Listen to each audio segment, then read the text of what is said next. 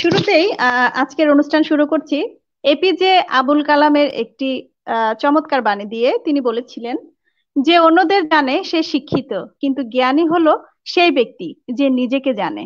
জ্ঞান ছাড়া শিক্ষা কোনো কাজেই আসে না। সম্মানিত উপস্থিতি এবং ভিউয়ার্স যারা আজকের অনুষ্ঠান দেখছেন, সবাইকে শিক্ষার আলো .com এর বিশেষ টক শো সমকালীন শিক্ষা ও আমাদের ভাবনা এই পর্বে আপনাদের সবাইকে স্বাগত জানাচ্ছি। আমি রূপা মল্লিক, রূপো, সহকারী শিক্ষক, টিএনটি গেট সরকারি প্রাথমিক বিদ্যালয়, খাগড়াছড়ি থেকে, এবং আমি সংযুক্ত রয়েছি উপস্থাপনায় শিক্ষার আলো .com অনলাইন পেজে। সম্মানিত ভিউয়ার্স, আমাদের আজকের এই অনুষ্ঠানকে আমরা সাজিয়েছি তিনজন আমন্ত্রিত তিনজন অতিথির আলোচনার মাধ্যমে। আমাদের সেই তিনজন আমন্ত্রিত অতিথিদের মধ্যে রয়েছেন কে এম মোস্তাক আহমেদ, উপজেলা শিক্ষা অফিসার, রায়পুর লক্ষ্মীপুর। রয়েছেন জনাব সালেহা বেগম, সহকারী শিক্ষক, গোলকপুর সরকারি প্রাথমিক বিদ্যালয়, রায়পুর লক্ষ্মীপুর থেকে। এবং রয়েছেন রেহানা সুলতানা মনি, সহকারী শিক্ষক, দক্ষিণ আলিপুর সরকারি প্রাথমিক বিদ্যালয়, বেগমগঞ্জ, নোয়াখালী থেকে। সম্মানিত উপস্থিতি, আমাদের এই অনুষ্ঠানটি মূলত সমকালীন শিক্ষা বলতে আমাদের করোনাকালীন এই সময়ে যে শিক্ষা ব্যবস্থা সেগুলো নিয়ে কিন্তু আমরা প্রতিটি পর্বে আলোচনা করছি। আর সাপ্তাহিক এই আয়োজনে প্রতিনিয়তই আমাদের সাথে থাকছেন দেশের বিভিন্ন স্থান থেকে সম্মানিত শিক্ষক মন্ডলী, সম্মানিত শিক্ষা অফিসার সহ অনেকেই। আমাদের এই আলোচনার মাধ্যমে আমরা চেষ্টা করছি সমকালীন শিক্ষা এবং আমাদের ভাবনাকে ছড়িয়ে দিতে গোটা দেশ তথা সকল জায়গায়। তো সম্মানিত উপস্থিতি, আমরা একটি কথা সকলেই জানি, সেটি হলো মায়ের শিক্ষাই শিশুর ভবিষ্যতের বুনিয়াদ। মাই হচ্ছেন শিশুর সর্বোৎকৃষ্ট বিদ্যাপীঠ। তাই আমাদের আজকের এই অনুষ্ঠানে আমরা দুজন শিক্ষিকাকে আলোচনায় এনেছি। তারা যেমন শিক্ষক ঠিক তেমনি তারা মাও। আমি এবারে যেতে চাই আমাদের শ্রদ্ধেয় শিক্ষিকা জনাব রেহানা সুলতানা মনি ম্যামের কাছে। ম্যাম, কেমন আছেন আপনি? জি, আলহামদুলিল্লাহ ভালো আছি। ম্যাম, আপনার কাছে আমি আপনার সম্পর্কে যেটি জেনেছি, আমরা জেনেছি যে আপনি অনলাইনে ক্লাস নিচ্ছেন। আমি ইতিমধ্যে জেনেছি যে আপনি এখন পর্যন্ত প্রায় 84-80টির মতো অনলাইন ক্লাস নিয়েছেন এবং বাংলাদেশের বিভিন্ন প্রান্তে আপনি অনলাইন ক্লাস করে যাচ্ছেন বিভিন্ন অনলাইন পেজে। তো আপনার এই অনলাইন কার্যক্রম আপনি কিভাবে শুরু করলেন?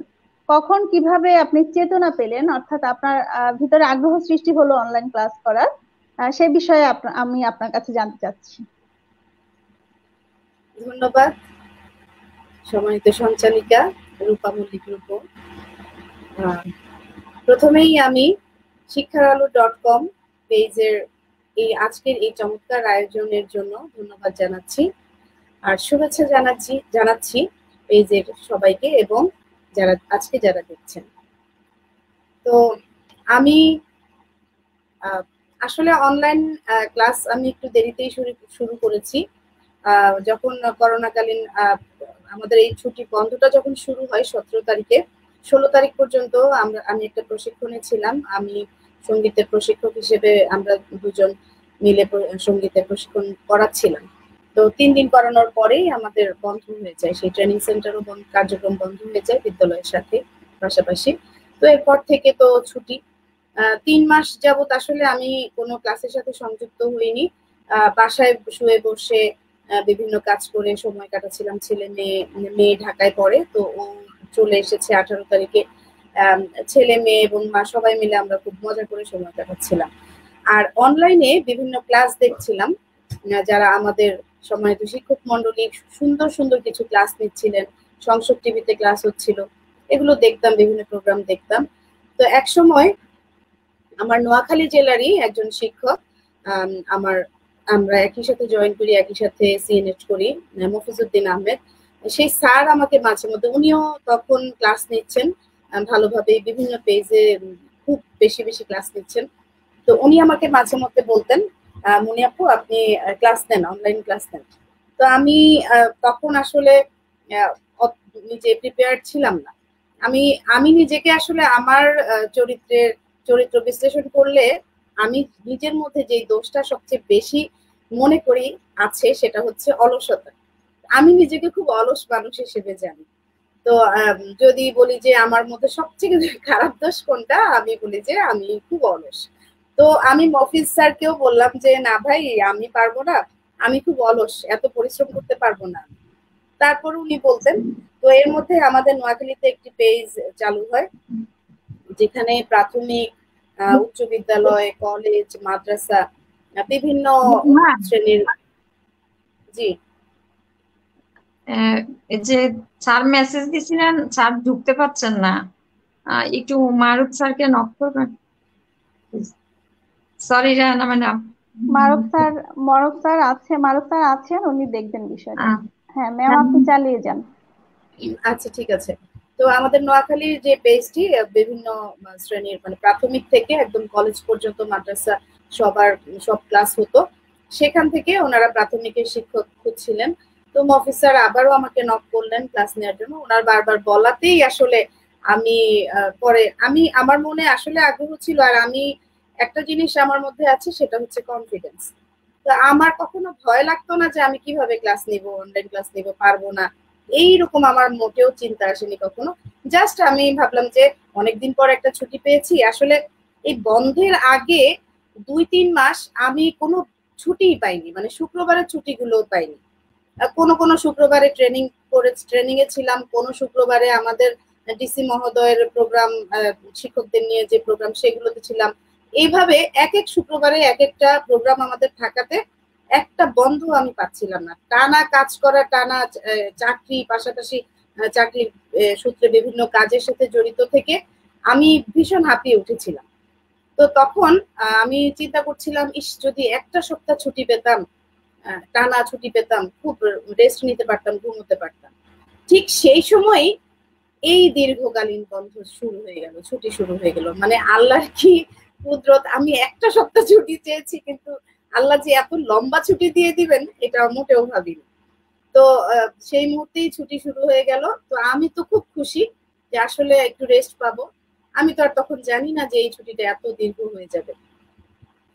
তারপর মফিজ স্যারের বারবার বলায়, অনুরোধ করায়, তারপর আমি বললাম ঠিক আছে, নিব একটা ক্লাস নিয়ে দেখি। তো যখন আমি ওই নোয়াখালী অনলাইন স্কুলের সাথে জড়িত হলাম, ওনারা আমাকে রুটিন রুটিন জিজ্ঞেস করলেন আমি রুটিন করতে পারবো কিনা, ওনাদের রুটিন করা নিয়ে সমস্যা হচ্ছিল। তো আমি বললাম যে হ্যাঁ পারবো। তারপর ক্লাস পাশাপাশি রুটিন আমি পড়া শুরু করলাম। সেখান থেকে এভাবেই আসলে আমার এই অনলাইন ক্লাসের যাত্রা শুরু। তারপর তো এখন বিভিন্ন পেজে নিচ্ছি।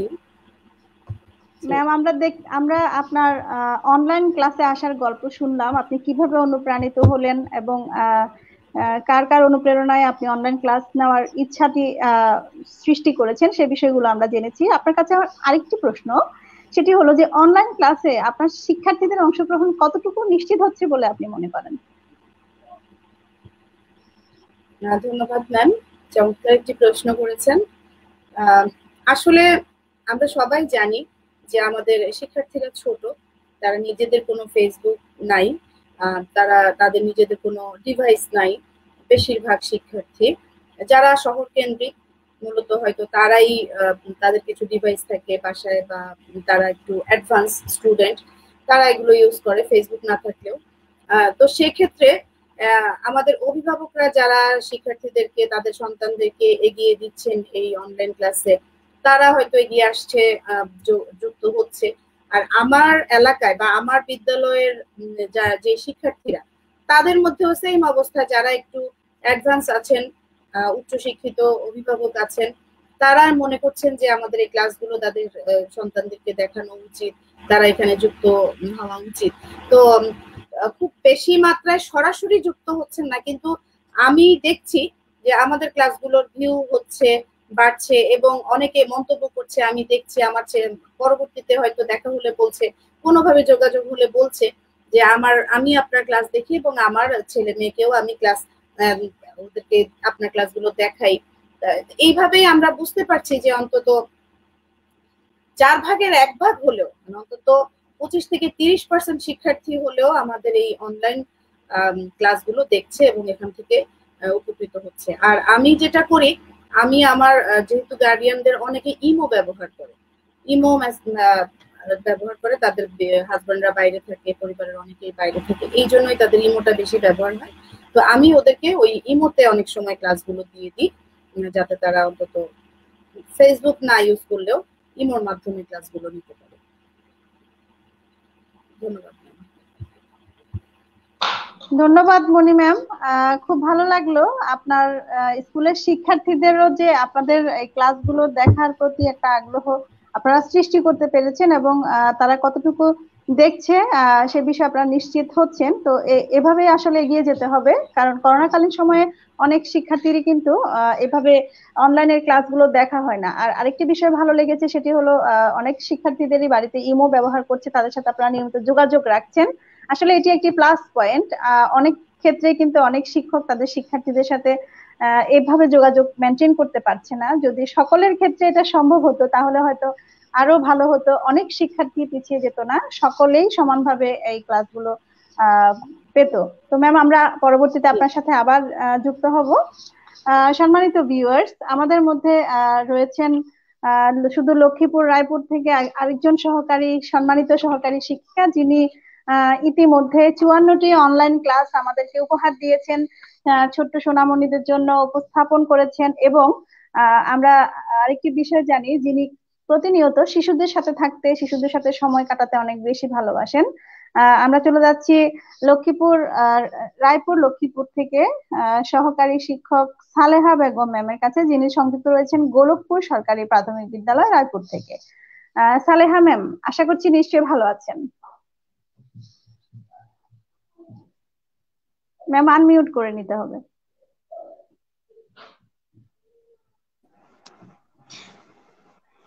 ধন্যবাদ রূপম ম্যামকে আমাকে কিছু বলার সুযোগ দেওয়ার জন্য। ম্যাম, আপনি কেমন আছেন সেটি জানতে চেয়েছি।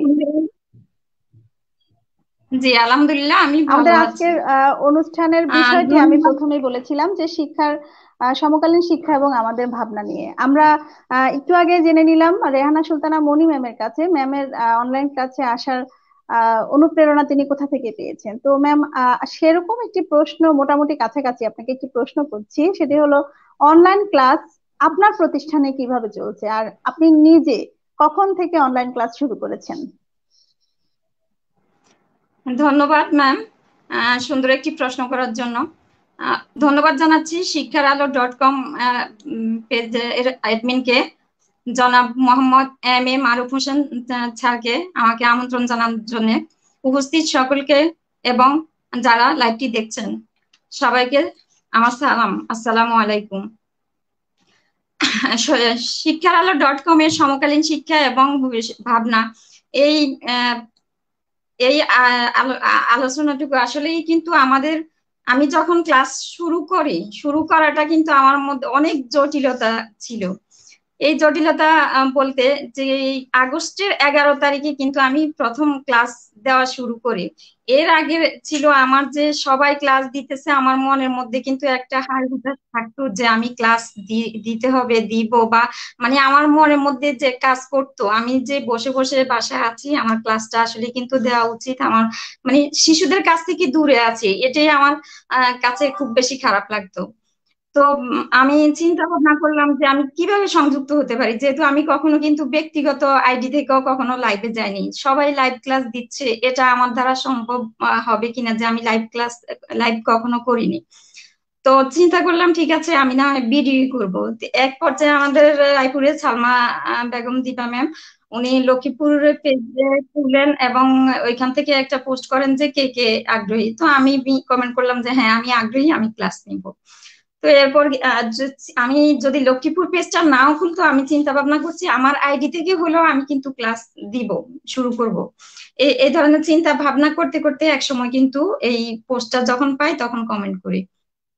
তো ক্লাস দেওয়া শুরু করব যখন, তখন কিন্তু আমার যখন বন্ধ হয়ে যায় ওই মুহূর্তে আমাদের বাংলা ট্রেনিং ছিল 3 দিন, হওয়ার পর আমাদের বন্ধটা পড়ে যায়। বন্ধ যেদিন পড়ে ওই দিন যখন ঘোষণা দেয় আমাদের এক ম্যাডাম মানে খুব খুশি হয়ে বললেন যে বন্ধ পড়ে গেছে। তো আমাদের ট্রেনার বললেন যে আপনি এত খুশি হওয়ার কোনো কারণ নেই, এটা কিন্তু আমাদের কোনো সুখবরের জন্য বন্ধ না, এটা আসলেই কিন্তু আমাদের একটা কষ্টের বন্ধ। তো আপনি মানে উনি একটু ওনার কাছে খারাপই লাগছে যখন ম্যাডাম মানে এতটা খুশি হয়েছেন বন্ধ করাতে। তা আমারও কিন্তু লাগছে যে আসলেই তো আমরা শুনতেছি যে এরকম একটা ভয়াবহ দিন আমাদের জন্য আসতেছে, বাইরের রাষ্ট্রে যেতে হচ্ছে, আমাদেরও দিনগুলি আমাদের এইভাবেই হবে। তো এই থেকে কিন্তু পরবর্তীতে যখন ক্লাস দেওয়া শুরু করব ওই টাইমে আমি একটা ভিডিও রেকর্ড করি। তখন বোধহয় ভোর আপনার ভিডিওটা রেকর্ড করতে করতে আমার ভোর 4টা, কারণ হচ্ছে আমি আমার বাসার সাথেই মাদ্রাসা, তো মাদ্রাসার শব্দ ওরা সারাক্ষণ পড়ালেখা করে রাত 11টা 12টার আগে পর্যন্ত কিন্তু আমি ক্লাস নিতে পারি না, বা ক্লাস নিব যে ওরকম চিন্তা ভাবনা করি না, কারণ ওইখানে আপনার এতিমখানার শিশুরা পড়ালেখা একসাথেই করে একদম আমার পাশেই। তো রাত 4টা বাজে তখন আমি যেদিন প্রথম রেকর্ডটা করি, রাত 4টায় আমি ক্লাসটা রেকর্ড করার পরে আমার ছেলে সাথে ছিল, ও আমাকে সহযোগিতা করছে। তো এর মধ্যে কিন্তু আমি ক্লাসটা রেকর্ড করব যেদিন, এর আগেই আমি সব সরঞ্জাম রেডি করছি, স্কুল থেকে বই থেকে শুরু করে প্রজেক্টর সবকিছু নিয়ে আসলাম। আনার পরে আমি অসুস্থ হয়ে পড়ে মানে এতটা অসুস্থ যে আমার করোনার লক্ষণ সবগুলি আমার দেখা দিয়েছে। তো দেখা দেওয়ার পরে আমি যখন এটা করলাম, টেস্ট করাতে দিলাম, আপনার 12 দিনের মাথায় আমার রিপোর্ট আসে নেগেটিভ। নেগেটিভ রিপোর্ট আসার পরে আমার ছেলে এবং আমার দুজনের নেগেটিভ আসে, কিন্তু আমার অসুস্থতা কিন্তু করোনার লক্ষণ সবগুলি আসলেই কিন্তু ওইটা শিওর ছিল না। ছেলেরটা নেগেটিভ আসছে, আমারটা আছে রিপিট আসার পর আবার দিছে, আবার আমাকে 8 দিন পরে রিপোর্ট দিছে নেগেটিভ। আসলে কিন্তু আমার আগেরটা ছিল নেগেটিভ, পরের রিপোর্টটা আসছে কিন্তু রিপিট। তো এটা পরবর্তীতে একজন আমাদের চেয়ারম্যান জানার পরে উনি এটা ফাইলটা খুলে দেখেন যে আমার এই সমস্যা, আসলে কিন্তু রিপোর্টটা সঠিক ছিল না। তো আমি আগস্টের 11 তারিখে প্রথম ক্লাসটা আপলোড দিই, তাও অনেক বেশি সমস্যার মধ্য দিয়ে আপলোড দিতে হয়েছে, কারণ হচ্ছে আমি নেট প্রবলেমের কারণে আপলোড হচ্ছে না। পরে আমি কম্পিউটারের দোকানে গিয়ে প্রায় আমার ছেলে এবং আমি 3 ঘন্টা বসেছিলাম। 3 ঘন্টা পরে ওইটা আপলোড যায় নাই, 2 দিন পরে তারপর আমি এটা 11 তারিখে প্রথমটা আপলোড দিই। এরপরে ভিডিও 3 দিন আপনার রেকর্ড করে আপলোড দেওয়ার পরে চিন্তা করলাম যে সবাই তো দেখছি লাইভ দিতেছে, তাহলে আমি একটু চেষ্টা করি। তো চেষ্টা থেকে আমাকে এই প্রবীণ স্যার ডিজিটাল অনলাইনে উনি আমাকে নক করলেন যে ওনার ওখানে ক্লাস দিব কিনা। তা আমি বললাম যে আচ্ছা ঠিক আছে আমি দেই। তো ওনার ওইখানেই প্রথম যেদিন আমি লাইভ ক্লাসটা দিব ওই দিন আমি রেডি হতেছি, আমার ক্লাসটা বিকেল বেলায় ছিল। 10 মিনিট আগে আমার ছেলে বলে মানে ওর কল আসছে, ও চলে যাবে। এই মুহূর্তে মানে আমার এতটাই খারাপ লাগছে যে আমি কিভাবে ক্লাসটা দিব, আমি কখনো লাইভ করিনি। তারপরে তো অনেক কষ্ট করে আমি কন্টেন্ট ছিল আমার ল্যাপটপ হ্যাং হয়ে গেছে, লাইভের সময় চলে যেতেছে, তারপরে প্রায় 7-8 মিনিট তারপর আমার লেট হয়েছে, কোন রকমে আমি একটু লাইভটা অন করে নিজে নিজে গেলাম লাইভে।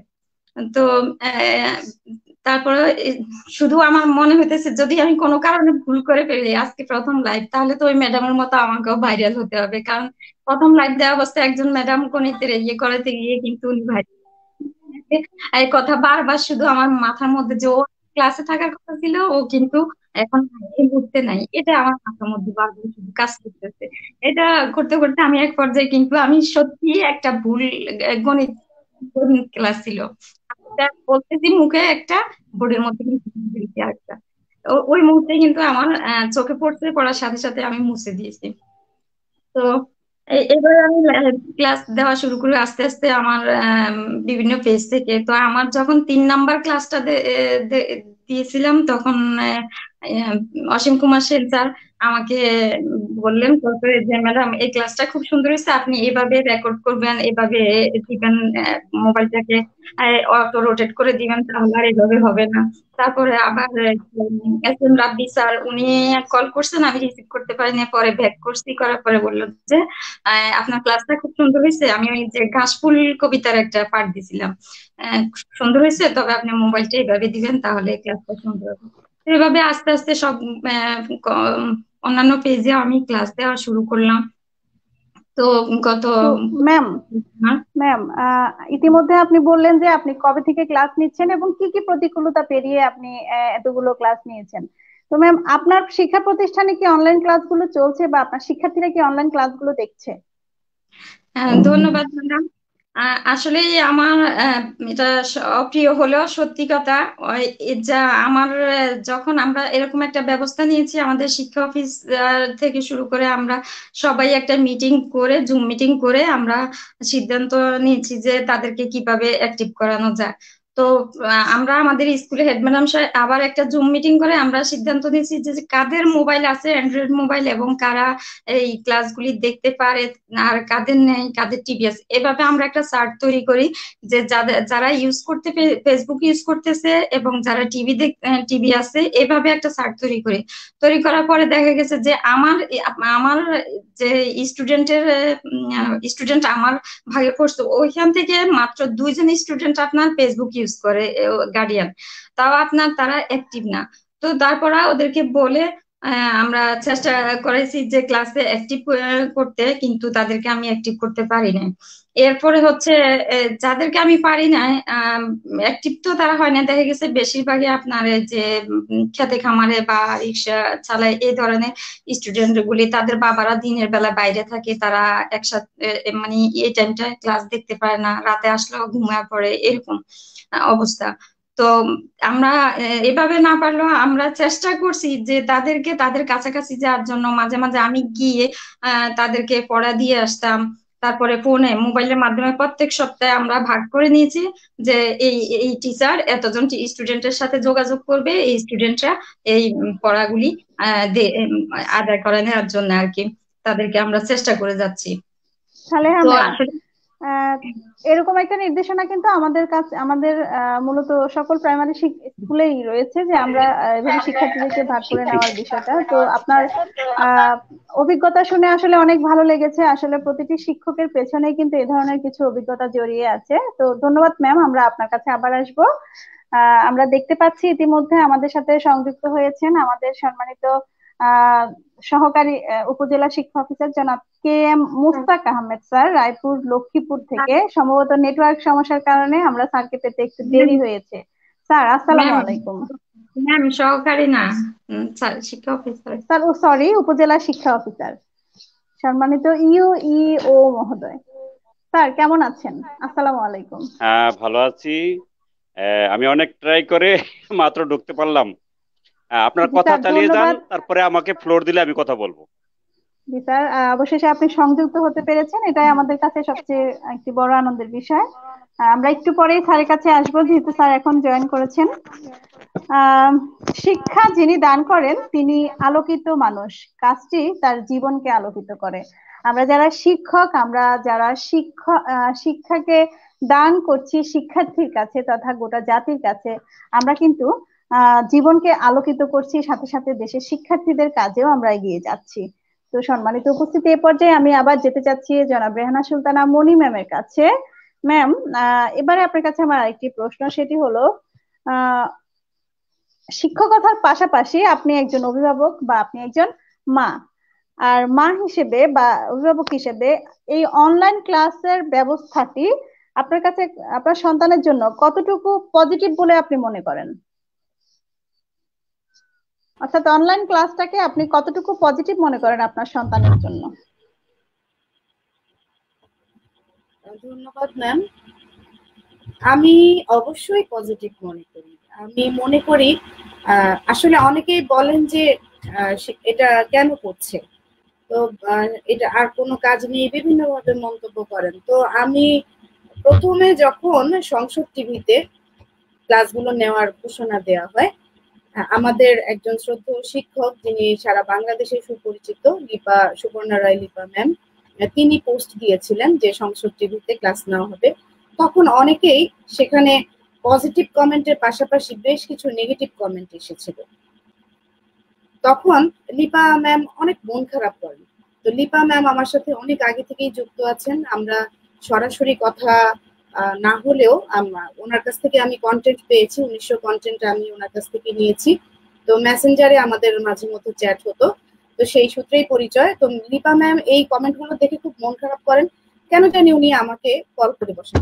আমি কোথাও একটা পজিটিভ কমেন্ট করেছিলাম কারো একটা নেগেটিভ কমেন্টের বিপরীতে। আমি লিখেছিলাম যে এছাড়া আমাদের শিক্ষকরা আমরা আর কি করার আছে, সরকারেরই বা কি করার আছে, হাত পা গুটিয়ে তো বসে থাকা যাবে না, যেহেতু আমাদের শিক্ষার্থীদের পড়াশোনার ক্ষতি হচ্ছে, আমরা সশরীরে গিয়ে ক্লাস নিতে পারছি না, তাদেরকে পড়াতে পারছি না, তাদের ঘরেও যাওয়ার উপায় নেই, বাড়ি যাওয়ার উপায় নেই, তাহলে সরকার তো কিছু না কিছু করবে, একটা দায়বদ্ধতা তো আছেই। তো এই কারণেই হয়তো বা লিপা ম্যাম আমাকে কল করে বলেছিলেন যে মনিয়াপা বলেন তো এটা কি আমরা ইচ্ছে করে করছি? হ্যাঁ, সরকার সিদ্ধান্ত নিয়েছে, আমাদেরকে দায়িত্ব দিয়েছে ক্লাস নেওয়ার জন্য, আমরা নিব। এটা এখানে আমাদের কি করার আছে? আমরা কি মানা করতে পারি? তো আমি বললাম না ম্যাম, আপনি কেন, আমরা কিভাবে মানা করবো বা আপনি কিভাবে মানা করবেন? সরকার আমাদের অভিভাবক, তারা আমাদেরকে দায়িত্ব দিলে সেটা তো আমাদেরকে মাথা পেতে নিতেই হবে, পালন করতেই হবে। প্রথমত আমি এই বিষয়টিকে ওনাকে সান্ত্বনা দিয়েছিলাম, বুঝেছিলাম আপনার কাজ আপনি করে যান, কে কি বললো এটা নিয়ে আসলে মন খারাপ করার কিছু নেই। কিছু লোক আছে সমালোচনা করে, নিন্দা করে, তাদের কাজই নিন্দা করা, তারা নিজেরা কাজ করবে না, অন্যরা কাজ করলেও সমালোচনা করবে। তো আমি নিজে যদি পজিটিভ না ভাবতাম তাহলে আমি এই লাইনে আসতাম না, অনলাইন ক্লাস নিতাম না। আমি নিজে নিচ্ছি, পাশাপাশি অনেককেই উৎসাহিত করেছি নেওয়ার জন্য, অনেককেই সংযোজিত করেছি ক্লাস নেওয়ার ব্যাপারে, সহযোগিতা করেছি কিভাবে ক্লাস নিবে, কিভাবে আমাকে অনেকেই জিজ্ঞেস করছে, জানতে চেয়েছে যে ম্যাডাম কিভাবে কি করা যায়, কি কি লাগে। তো আমি তাদেরকে বিভিন্নভাবে পরামর্শ দিয়ে সহযোগিতা করার চেষ্টা করি সবসময়। তো অবশ্যই পজিটিভ, কারণ আসলে আমাদের শিক্ষার্থীরা তো কোমলমতি, তারা তো নিজে থেকে পড়বে না, তাদেরকে বাবা মা প্রেশার দিয়ে পড়াতে হয়। আর বাবা মার যেহেতু তাদের সবচেয়ে আদরের জায়গা, সবচেয়ে আবদারের জায়গা, তারা বাবা মার চেয়েও শিক্ষককে বেশি মানে, বেশি শুনে, শিক্ষককে তারা বেশি শ্রদ্ধা করে, বাবা মায়ের কাছে তারা একদম ফ্রি, সহজ। এই কারণে তাদের কথা অনেক সময় শুনতে চায় না, কিন্তু শিক্ষকের কথা তারা ঠিকই শোনে। এই জন্য আমরা সরাসরি যদিও তাদেরকে কোনো নির্দেশনা দিতে না পারি, অনলাইনের মাধ্যমে আমরা যে তাদের সাথে পড়াশোনা নিয়ে আলোচনা করছি, পড়া দিচ্ছি, নিচ্ছি, তারা কিন্তু এটাকে যথেষ্ট পজিটিভলি নিচ্ছে। অন্তত যাদের পক্ষে নেওয়া সম্ভব হচ্ছে, অ্যাটেন্ড করা সম্ভব হচ্ছে, তারা অ্যাটেন্ড করছে, এবং তাদের গার্ডিয়ানরাও, তাদের মা বাবাও বলছে দেখো তোমার টিচার এই পড়াটি দিয়েছে, তুমি এটা পড়ে নাও। তারা যদি ক্লাসটি নাও দেখে, হয়তো গার্ডিয়ান একটু দেখেছেন বা তিনি পড়াটা নিয়ে নিয়েছেন, সেই সুযোগটা অন্তত নিয়ে উনি ওনার সন্তানকে পড়া দিতে পারছেন, নিতে পারছেন, পড়ানোর জন্য, পড়ার জন্য তাকে প্রভাবিত করতে পারছেন। তো এই জন্যই আমি মনে করি আমার সন্তানও তো অনলাইনে ক্লাস করছে, তাদের স্কুল, তারা হাই স্কুল কলেজে আছে, তো তারাও তো সেখান থেকে ক্লাস, যদিও নিয়মিত দেখতে না পারে, এখন টাইমলি দেখতে পারছে না, কিন্তু পরে সময় মতো সে দেখে নিচ্ছে। এটা তো একটা সুবিধা। আমরা স্কুলে যখন ক্লাস নেই তখন আমরা নির্দিষ্ট একটা সময় নিয়ে চলে আসি, কিন্তু অনলাইন ক্লাসগুলোর একটা বড় পজিটিভ দিক হচ্ছে এটা রেকর্ডিংটা থেকে যাচ্ছে, তাই শিক্ষার্থীরা তাদের সুবিধা মতো সময় সেটা দেখে নিতে পারছে, পড়াটা বুঝে নিতে পারছে, একবারের জায়গায় তারা বারবার ক্লাসগুলো চালিয়ে দেখে নিতে পারছে। অবশ্যই এটা পজিটিভ। মনি ম্যাম, জি মনি ম্যাম, আপনি খুব সুন্দর করে বলেছেন যে বিষয়টি পজিটিভ। এখন আমাদের কমেন্টস বক্সে একটি প্রশ্ন আসছে যে আপনার প্রতিষ্ঠানের সুবিধাবঞ্চিত শিক্ষার্থীর অনলাইন শিক্ষণে কিংবা তাদের শিক্ষাদান নিশ্চিত করতে আপনারা কি কি করছেন? জি, ধন্যবাদ শ্রদ্ধেয় মারুফ স্যার যিনি প্রশ্নটি করেছেন। আমরা প্রথমত যখন আমরা অনলাইন ক্লাসগুলো নিয়েছিলাম, আপনাকে আমি বলেছি যে ইমো যাদের আছে, আমাদের অধিকাংশ গার্ডিয়ানেরই কিন্তু ইমো আছে, তো তাদেরকে আমরা সেখানে কিছু ক্লাস দিয়েছি। এছাড়া তাদেরকে ইমোতে কল করে প্রথম দিকে আমরা ক্লাস পরামর্শ দিতাম পড়াশোনার ব্যাপারে। এছাড়াও তাদেরকে আমরা ফোনে যোগাযোগ করছি। তারপর আপনার এই যে জুম আইডিতে আমি মাঝে মাঝে ক্লাস নিই। আমাদের যত, আসলে এটা একটা কঠিন কাজ, এটা আমি বলছি, কিন্তু মাঝে মধ্যে আমি চেষ্টা করি তাদেরকে পড়াশোনা ক্লাস নেওয়া বলতে তাদেরকে পড়ার কি পড়বে তাদেরকে বিভিন্নভাবে পরামর্শ দেওয়ার চেষ্টা করি, তারা পড়ছে কিনা যাচাই করি। জুমের মাধ্যমে যেই কয়জনকে সম্ভব হয় আমি চেষ্টা করি তাদেরকে কানেক্ট করার জন্য। শুধু আমি না, আমার বিদ্যালয়ের সব শিক্ষকই, তাদের কাছে তালিকা আছে, নাম্বার আছে গার্ডিয়ানদের, সেই নাম্বারে আমরা যাদেরকে আমরা ইয়েতে পাচ্ছি না, ইমো মেসেঞ্জার অন্যভাবে পাচ্ছি না, তাদেরকে আমরা কল করছি, কল করে তাদেরকে আমরা পড়াশোনার ব্যাপারে পরামর্শ দিচ্ছি বিভিন্নভাবে। তো এই ধাপগুলো আমরা মানার চেষ্টা করি, আমরা ভাগ করে নিয়ে সবাই, এটা আমাদের নির্দেশনাই আছে।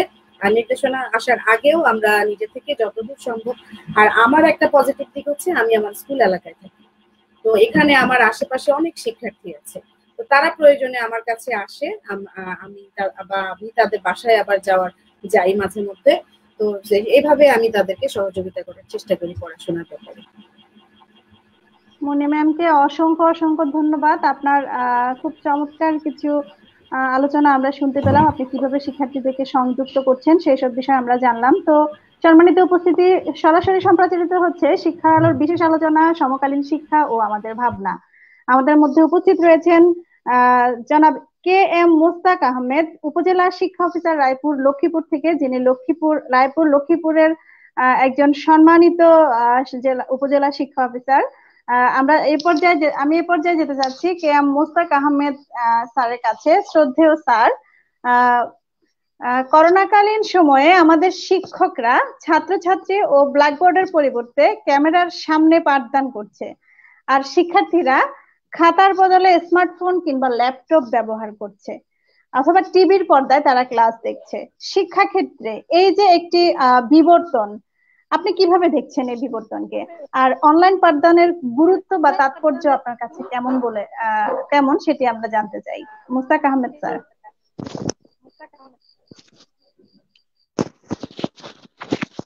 ধন্যবাদ।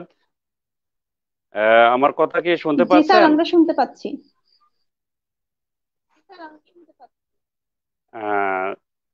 ধন্যবাদ। যারা আজকের এই চমৎকার একটি আয়োজন আপনারা করেছেন, আমার পক্ষ থেকে আন্তরিকভাবে ধন্যবাদ জানাচ্ছি, কৃতজ্ঞতা জানাচ্ছি।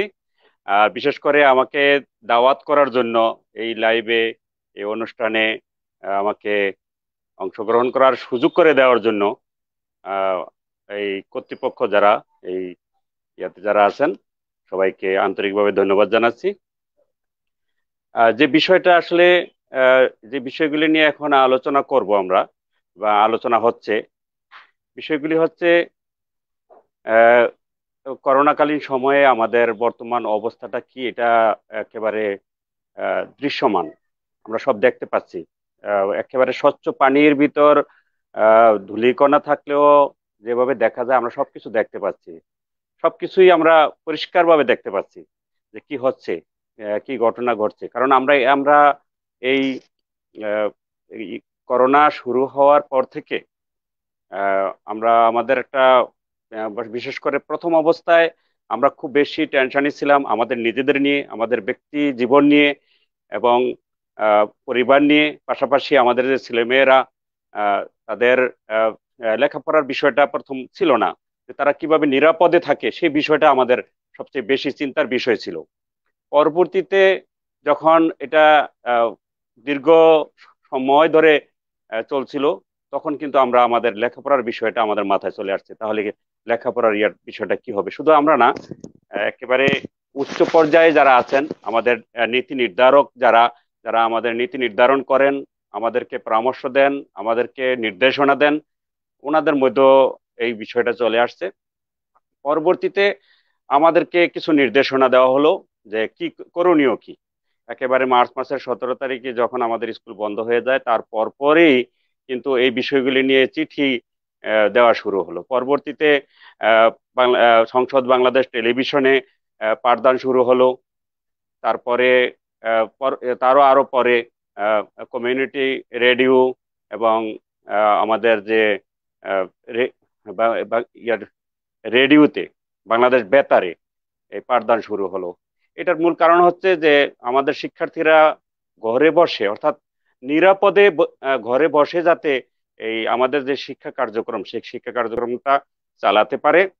এই কারণেই এই পদক্ষেপগুলি গ্রহণ করা হয়েছিল। আমাদের নীতি নির্ধারক যারা আছেন, ওনারা এই পদক্ষেপগুলি গ্রহণ করেছেন।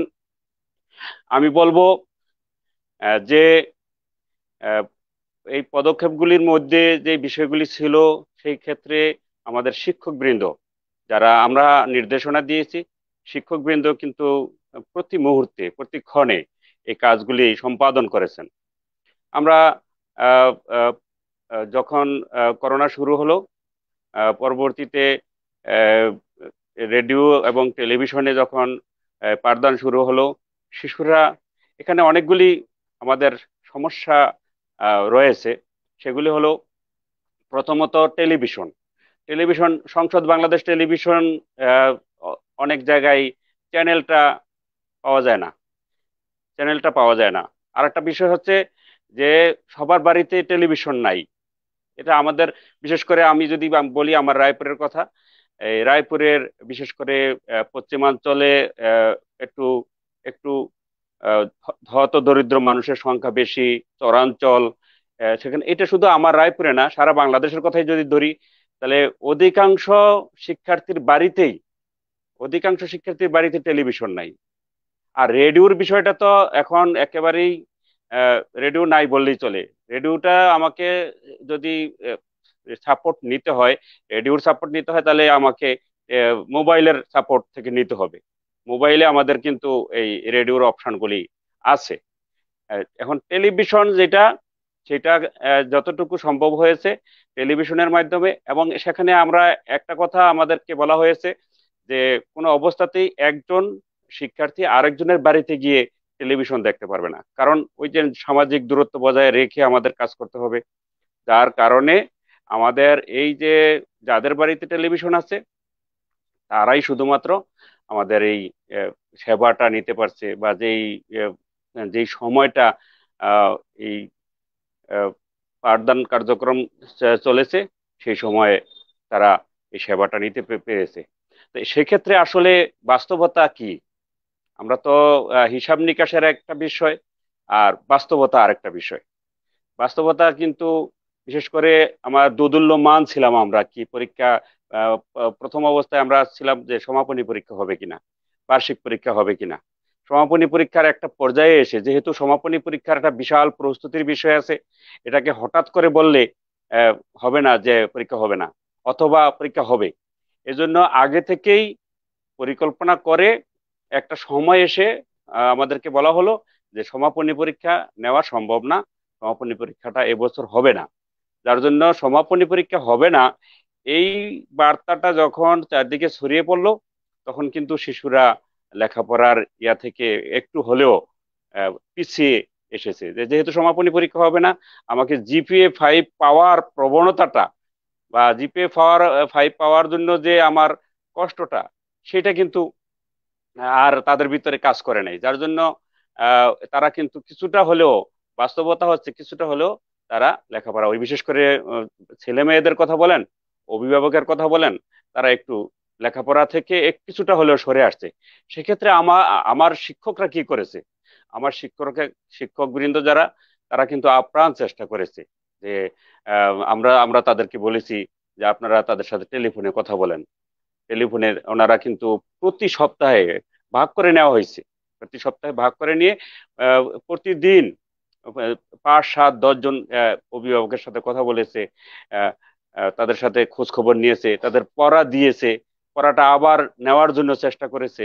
আমার শিক্ষক বৃন্দ কিন্তু আপ্রাণ চেষ্টা করেছে যে এই সংযোগটা রেখে, অভিভাবকদের সাথে সংযোগ রেখে তাদের কাছ থেকে পাঠ আদায় করে নেওয়ার জন্য।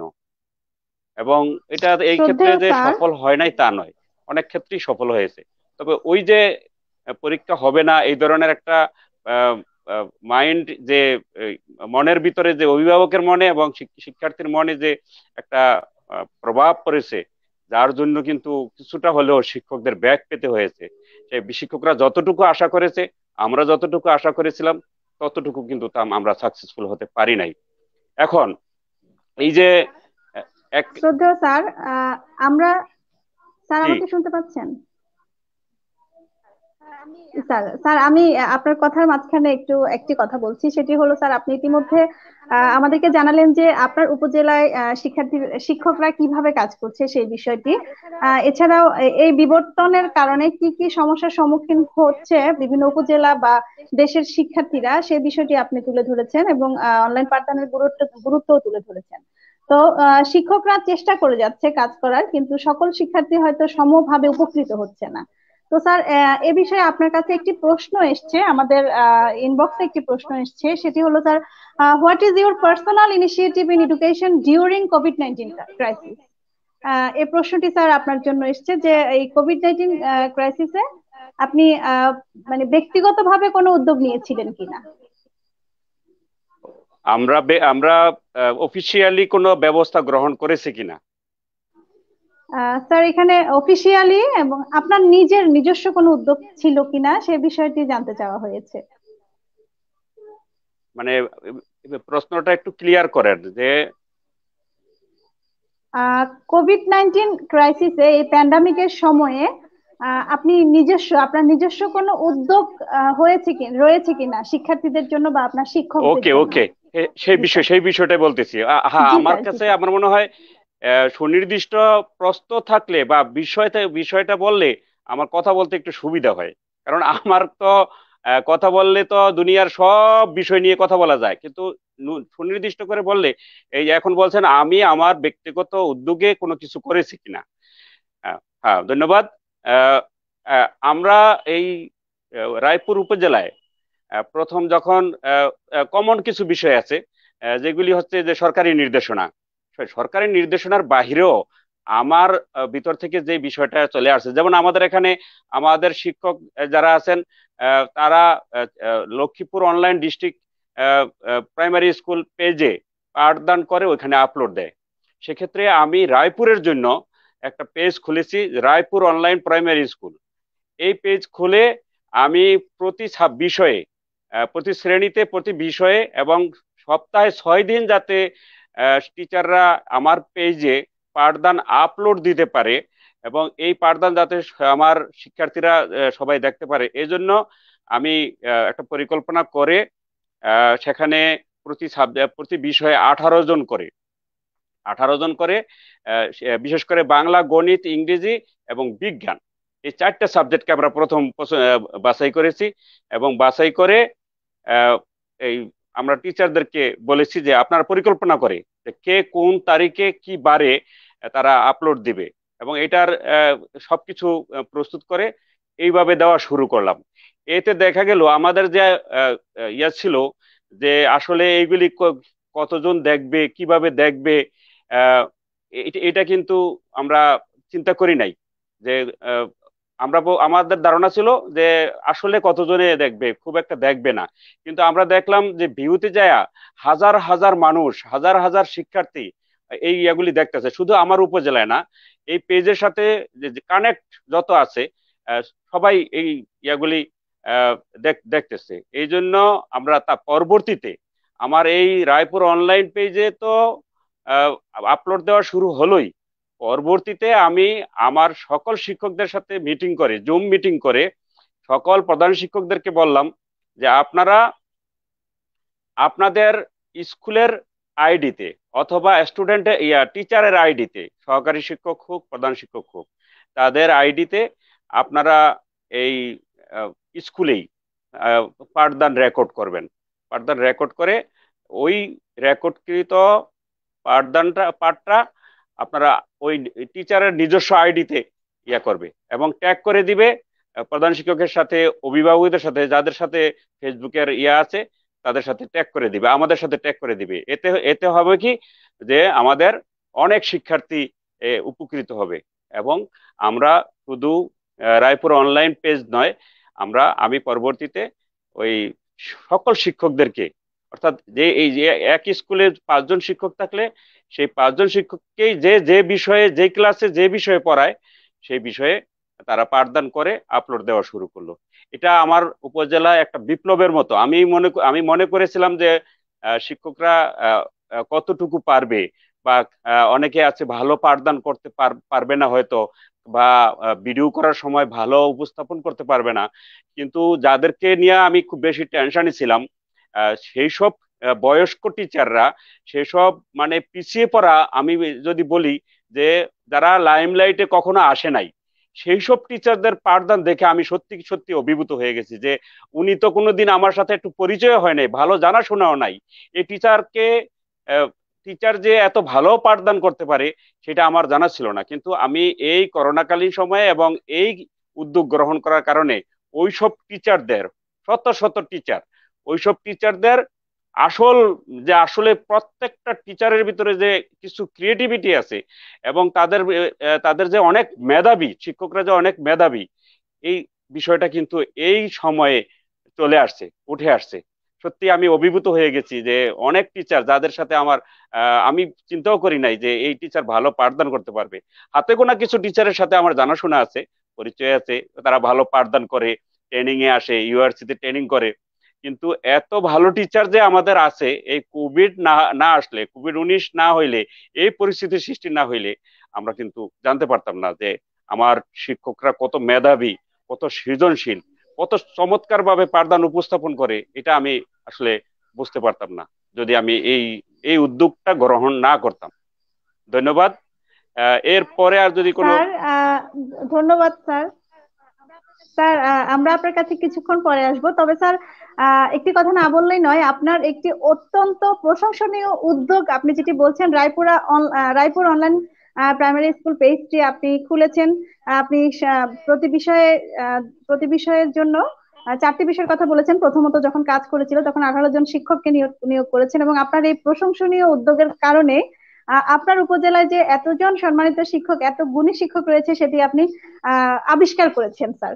তো এই বিষয়টি আমার বিশ্বাস যে আপনার আজকের এই বক্তব্য উপস্থাপনের মাধ্যমে রায়পুরা উপজেলায় যে কজন শিক্ষক এখনো অনলাইনে কাজ করেননি, তারাও আগ্রহী হয়ে কাজ করবেন। কারণ আহ অত্যন্ত প্রশংসনীয় ভাবে আপনি সকল শিক্ষকের উদ্যোগকে সাপোর্ট করেছেন এবং এই কাজটিকে আপনি সাপোর্ট করেছেন। আপনাকে আবারও ধন্যবাদ জানাচ্ছি স্যার। আপনার এই প্রশংসা শিক্ষক হিসাবে আমাকে অনেক অনুপ্রাণিত করেছে। আহ মানব জীবনের মূল চালিকা শক্তি হচ্ছে শিক্ষা, আর কাজ শুরু করাই হলো সাফল্যের মূল চাবিকাঠি। যে সকল শিক্ষক অনলাইনে কাজ করছেন, তারা সবাই কিন্তু প্রথমে খুব চিন্তিত ছিলেন যে কিভাবে কাজ করবেন, কিন্তু পরবর্তীতে কাজ শুরু করার পরে একের পর এক যখন তারা ক্লাস নিয়ে যাচ্ছেন, আপলোড করে যাচ্ছেন, তখন তাদের কাছে বিষয়টি একদম সহজ হয়ে গেছে। ঠিক তেমনি প্রতিটি কষ্টের কাজকে সফল করতে হলে আগে সেই কাজটি শুরু করতে হবে। তো এ পর্যায়ে চলে যেতে চাচ্ছি আমরা আমাদের রায়পুরের সম্মানিত সহকারী শিক্ষিকা জনাব সালেহা বেগম মুক্তা ম্যামের কাছে। ম্যাম, একজন অনলাইন ফাইটার হিসেবে আপনার সকল সহকর্মীর পক্ষে, আপনার ঊর্ধ্বতন কর্তৃপক্ষের কাছে আপনি কি চাইবেন? ধন্যবাদ ম্যাম। আমরা আসলে এই করোনাকালীন সময়ে যে সুযোগটা পেয়েছি, আমি প্রথমে মনে করব যে আমি নিজেকে নিজেই ডেভেলপ করতে পারছি এই যে ক্লাসগুলি দিচ্ছি। এরপরে আমি আমার সহকারীদের সাথে যেটা মনে করছি যে আমিও চাইছি যে আমার সাথে সাথে যেন তারাও এগিয়ে আসে, তারাও যেন আমার ক্লাস দেয়। আর আমার অফিসাররা, আমি কিন্তু প্রথমেই ক্লাস যেটা দিছি ওইটাতে আমি এতটাই অনুপ্রাণিত হয়েছি যে আমার শিক্ষা অফিসার মানে এতটাই আমাকে উদ্বুদ্ধ করছেন যে কাজের জন্য কমেন্ট করে। তারপরে আমাদের ইউআরসি ইনস্ট্রাক্টর জনাব উত্তম কুমার ঢালি স্যার, তারপরে হচ্ছে লিপা সুবর্ণা রায়, লিপা ম্যাম সহ, মানে লিপা ম্যাম তো আমাকে 2-3টা কমেন্ট করলেন যে প্রথম ক্লাসে আপনি তো একদম ফাটিয়ে দিয়েছেন, এইভাবে আমাকে কমেন্ট করছেন। আসলে এই কমেন্ট গুলি পড়ে কিন্তু আমি নিজেই উৎসাহিত হয়েছি। আর আমাদের আমার সহকর্মী যারা আছেন তারা কিন্তু অনেকে আমাকে মেসেজ দিয়ে, আমি তাদেরকে বলতাম যে আপনারাও ক্লাস দেন, আপনারাও এগিয়ে আসেন। তখন বলতো যে আসলে ম্যাডাম আপনাকে দেখলে কিন্তু ভালো লাগে, কাজ করছেন বা আমাদেরও মন চায়, কিন্তু কিভাবে দিব। তো এভাবে আমি দিতে কয়েকজনকে বলার পরে কিন্তু আমি প্রথমে আমার সহকর্মী নাজনীন ম্যাম, উনাকে কিন্তু প্রথম ক্লাসটা আমি আমার বাসায় উনি দিছেন। আমার স্টুডিওর মধ্যে কিন্তু আমি রেকর্ড করছিলাম ক্লাসটা। তো উনি প্রথম দিন রাত্রে করে যাওয়ার পরে ওনার কাছে মনে হয়েছে যে, বললো যে আমার কাছে মনে হয় এখানে একটু ভুল হয়েছে। তো উনি আবার দ্বিতীয় দিন পরের দিন আমার ক্লাস আপলোড দেওয়ার পরে দিয়ে বললো যে ম্যাডাম আমি একটু আসবো। মানে ওই দিন আমি এতটাই অসুস্থ ছিলাম, আমার 2টা ক্লাস ছিল, আগের দিন ক্লাস করার পরে 2টা ক্লাস ছিল। আর প্রথম অবস্থায় এতটাই বেশি, কারণ আমার বাসায় কেউই নাই, সব আমাকেই করতে হয়, একদম বাজার থেকে শুরু করে রান্না সবকিছু আমারই দেখতে হয়। তো এরপর আমি ক্লাস দিয়ে এতটাই মানে খারাপ লাগতেছে, আমি শুধু ভাতটা রান্না করে ফেলে রাখছি। আমি কিন্তু তরকারি আমার রান্না করার মতো ওইরকম শক্তি ছিল না আমার কাছে, এতটাই খারাপ লাগছিল। তো উনি আমারে কল করার পরে উনি দেখলাম যে আসছে, আমি কিন্তু মোবাইল হাতে নিয়ে আমি যে ক্লাসটা করছি এটা যে আমি শেয়ার করব ওই শক্তিটাও আমার ছিল না। আমি মোবাইল হাতে নিয়ে ক্লাসটা দেখতেছি, দেখা অবস্থা আমি ঘুমিয়ে পড়ছি। ম্যাডাম এসে যে আমার দরজা টোকা দিতেছে আমি কিন্তু বলতে পারবো না। হঠাৎ করে একবার আমার চোখ খুলছি, পরে কেন যেন আমি সামনের দরজায় গিয়ে দেখি যে ম্যাডাম জানালা দিয়ে উনি আর ওনার মেয়ে। তখন আমি দরজা খুলে ভিতরে আনলাম। তো উনি ক্লাসটা দিয়ে তখন বললো যে ম্যাডাম আমি তো আপলোড দিতে পারি না, কি করবো? তা আমি বললাম যে ইয়ে করেন, আমার মোবাইলে শেয়ার করেন। তো উনি দিল আমাকে, দেওয়ার পরে আমি আমার মোবাইল থেকে লক্ষ্মীপুর পেজেটা আপলোড দিয়ে দিলাম। উনি পথে গিয়ে আমার ফোন করলো, ম্যাডাম আপলোড হয়েছে? আমি হ্যাঁ আমি দেখছি, আমি শেয়ার করছি, ক্লাসটা আবার শেয়ার করে দিচ্ছি। তো আসলে এরপরে কয়েকজন ম্যাডাম আমাকে বলতো যে আমি যদি বলতাম যে ম্যাডাম ক্লাস দেন, আসলে তো লক্ষ্মীপুর পেজ থেকে আমরা ক্লাস পাচ্ছি না, ক্লাস দেন, আপনারা দেন। দিলে বলে যে ম্যাডাম কিভাবে দিব, আমি তো পারি না, বা আমি করবো কিভাবে? তা আমি বলতাম যে আমি কিভাবে করতে হবে বলবো, বা আপনারা যে ভিডিও করেন এইভাবে করে এইভাবে। কিন্তু এভাবে পরে আবার আমি আরো ম্যাডামকে, ববি ম্যাডাম, উনিও আমার বাসায় এসে ক্লাস করে গেছেন, ওনাকে সহযোগিতা করছি। তো আসলে আমার ভালো লাগে যদি মুক্তা কেউ ম্যাম, আমাকে যে বলে ক্লাস মুক্তা ম্যাম, আসলে আপনি জি ম্যাম। মুক্তা ম্যাম শুনতে জি ম্যাম। পাচ্ছেন? ম্যাম, আপনি কিভাবে কাজ করেছেন এবং আপনি কিভাবে শিক্ষকদেরকে উদ্বুদ্ধ করেছেন সে বিষয়টি আমরা জেনেছি, কিন্তু আমার প্রশ্ন ছিল যে আপনি নিজে এবং আপনার সহকর্মীদের পক্ষ থেকে আপনার ঊর্ধ্বতন কর্তৃপক্ষের কাছে কি চাইবেন, অর্থাৎ আপনাদের এই অনলাইন কাজের জন্য আপনি কি কি চাইতে পারেন বা আপনার চাওয়ার কিছু আছে কিনা? আহ, আসলে কিন্তু আমরা সহযোগিতা এই মুহূর্তে কিন্তু আমরা যখন ক্লাস দিই, ক্লাস দিলে কিন্তু আমরা যে সহযোগিতাটা, এটা হচ্ছে যে আমরা স্টুডেন্টদের কাছে কিন্তু এখনো পৌঁছাতে পারছি না। যেটা হচ্ছে যে স্টুডেন্ট বলতে আমি মনে করি যে আমি ক্লাস দেওয়ার কারণে একজন স্টুডেন্ট দেখে উপকৃত হয়, সেটাও অনেক কিছু। কিন্তু আমরা যে আসলে আমাদের আমার বিদ্যালয়ের কথাই বলছি, যে আমরা আমার বিদ্যালয়ের স্টুডেন্টদেরকে দিয়ে, এরকম অন্যান্য টিচাররাও ভাবছেন যে তাদের বিদ্যালয়ের কথা, যে স্টুডেন্টদের কাছে আমরা এখনো কিন্তু পৌঁছাতে পারছি না। কারণ হচ্ছে এটা এক হচ্ছে স্টুডেন্টদের আপনার মোবাইল মোবাইল সমস্যাটা বড় সমস্যা, যে সবাই কিন্তু অ্যান্ড্রয়েড মোবাইল নাই। তো এ থেকে কিন্তু যদি আমরা ঊর্ধ্বতন কর্মকর্তারা এ ব্যাপারে কোনো কিছু ব্যবস্থা করেন, তাদেরকে ট্যাব বা অন্য কিছু, আর এটা কিন্তু ভবিষ্যতে কিন্তু আমার মনে হয় যে এটা যেহেতু বই উঠে যাওয়ার পর এই ট্যাবের ব্যবস্থা করা হবে, তো এটা যদি দ্রুত ভাবে করা হয় তাহলে কিন্তু আমাদের শিক্ষার্থীরাই উপকৃত হবে। আর আমাদের এই করোনা কাল আসলে কতদিন থাকে বা থাকবে এটা আমরা নিশ্চিত করে বলতে পারছি না। যেহেতু এখনো শোনা যাচ্ছে যে শীত আসলে এটার প্রকোপ আরো বাড়তে পারে। তো আমার সহকর্মী যারা আছেন বা আমার ঊর্ধ্বতন কর্মকর্তারা যারা আছেন, তাদের কাছে আমার চাওয়া যে আমরা যারা আছেন তারা ক্লাস না দিলে অন্তত আমরা ক্লাস দিচ্ছি সেটা আপনারা শেয়ার করে শিক্ষার্থীদের কাছে পৌঁছে দিবেন, বা আমাদেরকে উৎসাহ দিবেন। কিন্তু কিংবা যে আমরা স্টুডেন্টদের কাছে যেভাবে ক্লাসটা পৌঁছাতে পারছি না, কিভাবে করলে তাদের কাছ থেকে আমরা যে সহযোগিতাটা পাবো, যে তাদের কাছে যাব পৌঁছানোর জন্য যে কি ব্যবস্থা করলে সে সম্পর্কে আর কি আমরা তাদের কাছ থেকে মন্তব্য জানতে চাচ্ছি বা শুনতে চাচ্ছি, যে তাদের কাছে আমরা যে শিশুরা কিভাবে উপকৃত হবে, সেটাই আসলে আমরা উম, মুক্তা এটা ম্যাম, নিয়ে আমি যতটুকু বুঝতে পেরেছি আপনি এটা বোঝাতে চাচ্ছেন যে কিভাবে শিক্ষার্থীদের সাথে আপনারা আরো বেশি সম্পৃক্ত হতে পারবেন সম্পৃক্ত সেই হতে পারি। বিষয়টি হ্যাঁ, নিয়ে আপনারা ঊর্ধ্বতন কর্তৃপক্ষের একটি সহযোগিতা চাচ্ছেন। ধন্যবাদ ম্যাম, জি জি। আপনাকে অসংখ্য ধন্যবাদ। আপনি খুব সুন্দর করে আপনার ঊর্ধ্বতন কর্তৃপক্ষের কাছে আপনি কি চান সেটি তুলে ধরেছেন আমাদের সামনে। এ পর্যায়ে আমরা যেতে চাই রেহানা সুলতানা মনি ম্যামের কাছে। মনি ম্যাম, অনলাইন পাঠদানে শিক্ষকরা নানা রকম সমস্যার সম্মুখীন হচ্ছেন, যেটি আপনি নিজেও হচ্ছেন এবং আপনার সহকর্মী অনেকে হয়তো হচ্ছেন বলে আপনি জানেন। তো সেটি উত্তরণে আপনি কি প্রত্যাশা করেন?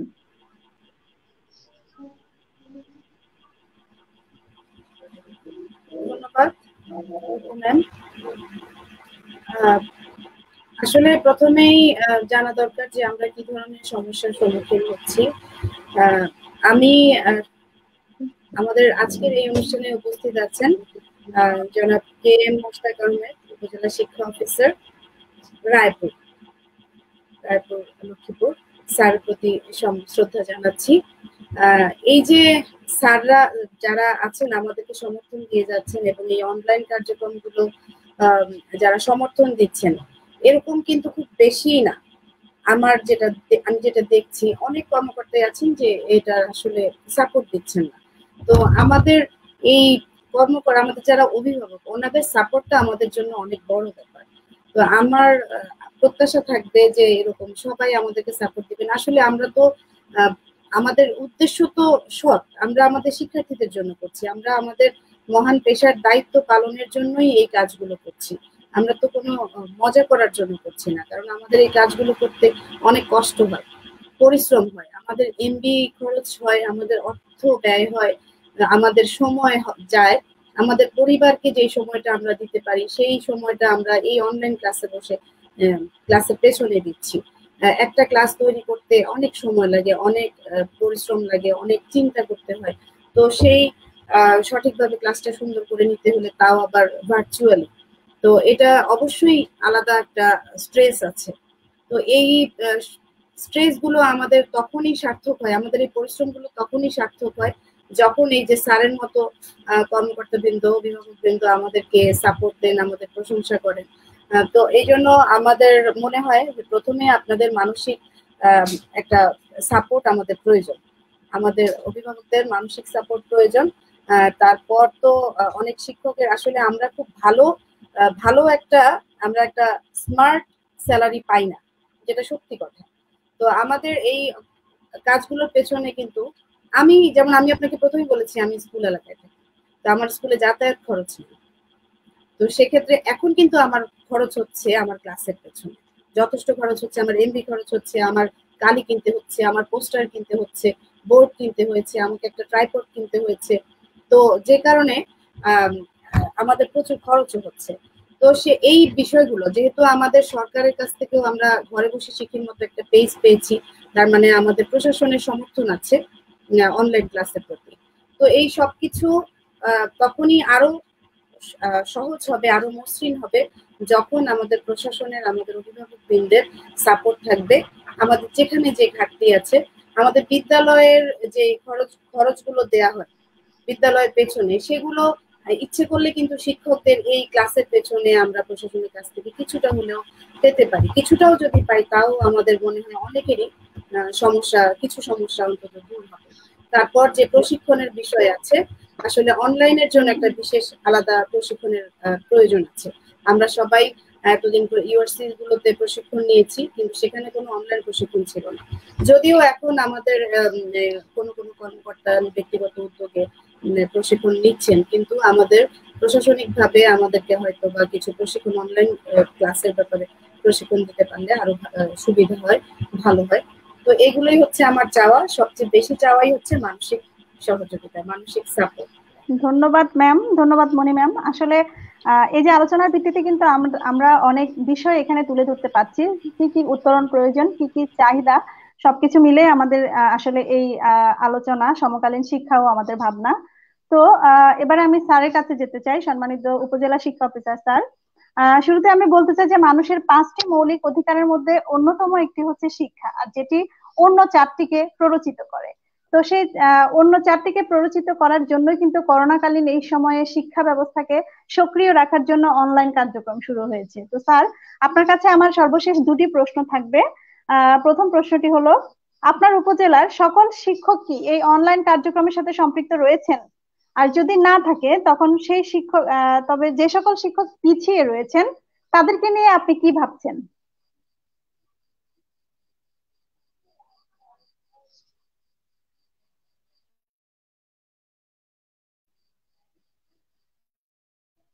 স্যার, একটু কাইন্ডলি আনমিউট করে নিতে হবে স্যার। স্যার আনমিউট করতে হবে।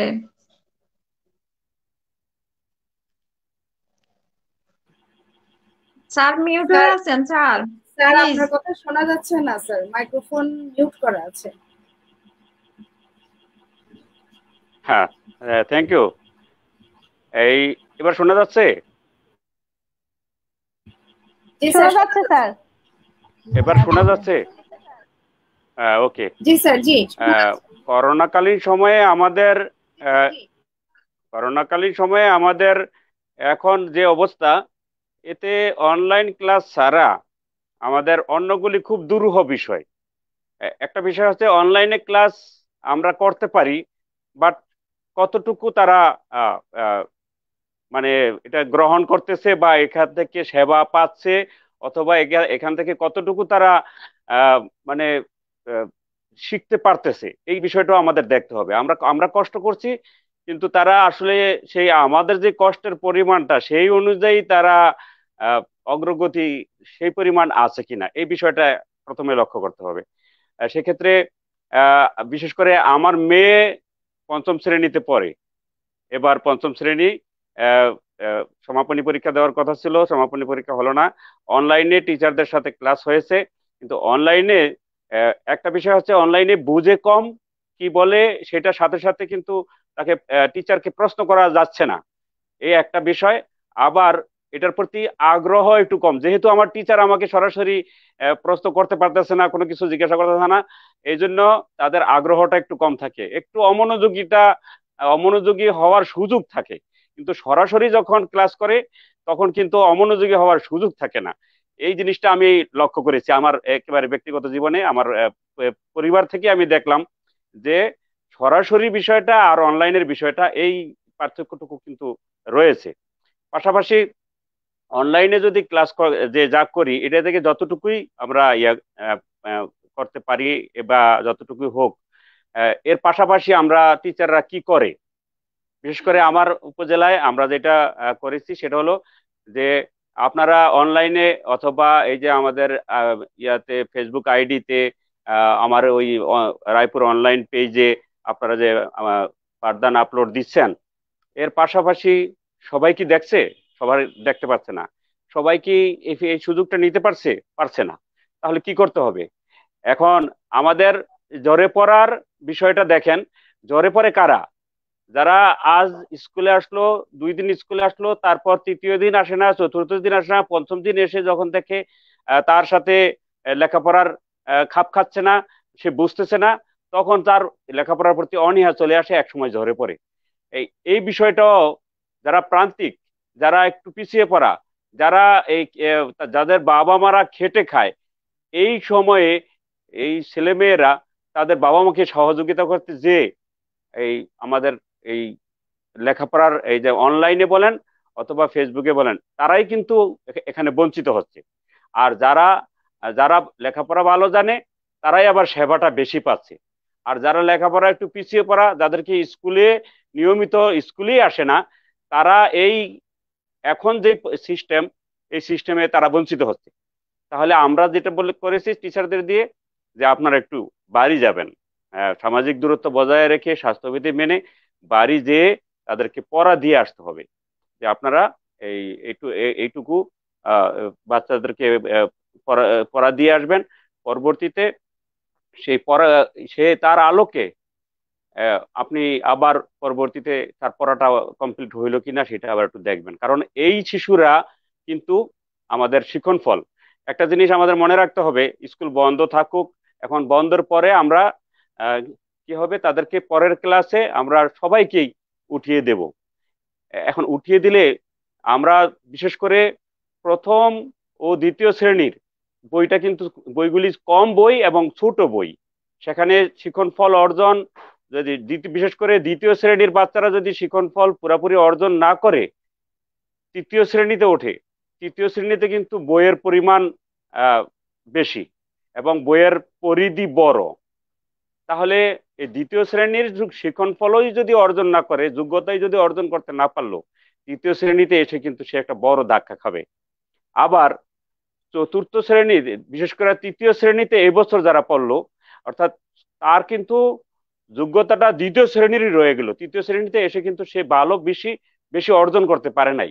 তাইলে সে তৃতীয় শ্রেণীতে যখন চতুর্থ শ্রেণীতে উঠবে, চতুর্থ শ্রেণীর আর পঞ্চম শ্রেণীর সিলেবাস এবং বইয়ের পরিধি কিন্তু কাছাকাছি কাছাকাছি। এই জন্য দ্বিতীয় শ্রেণীর একটা শিক্ষার্থী তৃতীয় শ্রেণীতে উঠে বেশি না পড়ে চতুর্থ শ্রেণীতে গেলে তার বড় একটা ধাক্কা খেতে হয়। এই জন্য আমাদের এই শিখন ফল অর্জনের জন্য আমরা বারবার টিচারদেরকে রিকোয়েস্ট করেছি, বলেছি আপনারা যান, বাচ্চাদেরকে একটু শিখান। অনলাইনে যে ক্লাসটা হচ্ছে এইটা দিয়ে সবাই যারা একটু এগিয়ে থাকা তারাই আবার আপনার অনলাইনের ক্লাস থেকে সাপোর্ট পাচ্ছে, কিন্তু যাদেরকে পরবর্তী ক্লাসে উঠালে নিয়মিত স্কুলে যাওয়ার পরেই পরবর্তী ক্লাসে উঠলে আবার ধাক্কা খায়, তারাই কিন্তু এখন আরো বেশি পিছিয়ে যাচ্ছে। অর্থাৎ যারা পিছিয়ে যাওয়ার তারা বেশি পিছিয়ে যাচ্ছে। এই এই জন্য আমরা তাদেরকে টিচারদেরকে বলেছি যে আপনারা একটু বাড়ি যাবেন, পড়া দিবেন, বিশেষ করে পিছিয়ে পড়া। একটা ক্লাসে 50 জন স্টুডেন্ট থাকলে 20 জন স্টুডেন্ট ভালো থাকে, তাদেরকে কম পড়ালেও না পড়ালেও তারা কিন্তু এগিয়ে যাবে। আর 20 জন থাকে যাদেরকে একটু সহযোগিতা করলে তারা এগিয়ে আসতে পারে। আর 10 জন একেবারেই পিছিয়ে পড়া, ওই 10 জন আমার টার্গেট। সেই 10 জন কিন্তু এই করোনাকালীন সময়ে অনেক কিছু থেকে বঞ্চিত হচ্ছে। এজন্য আমরা টিচারদেরকে বলেছি আপনারা বাড়ি যাবেন, বাড়ি গিয়ে আপনারা তাদের পড়া দিবেন, পড়াটা আদায় করবেন, তাহলে হয়তোবা আমরা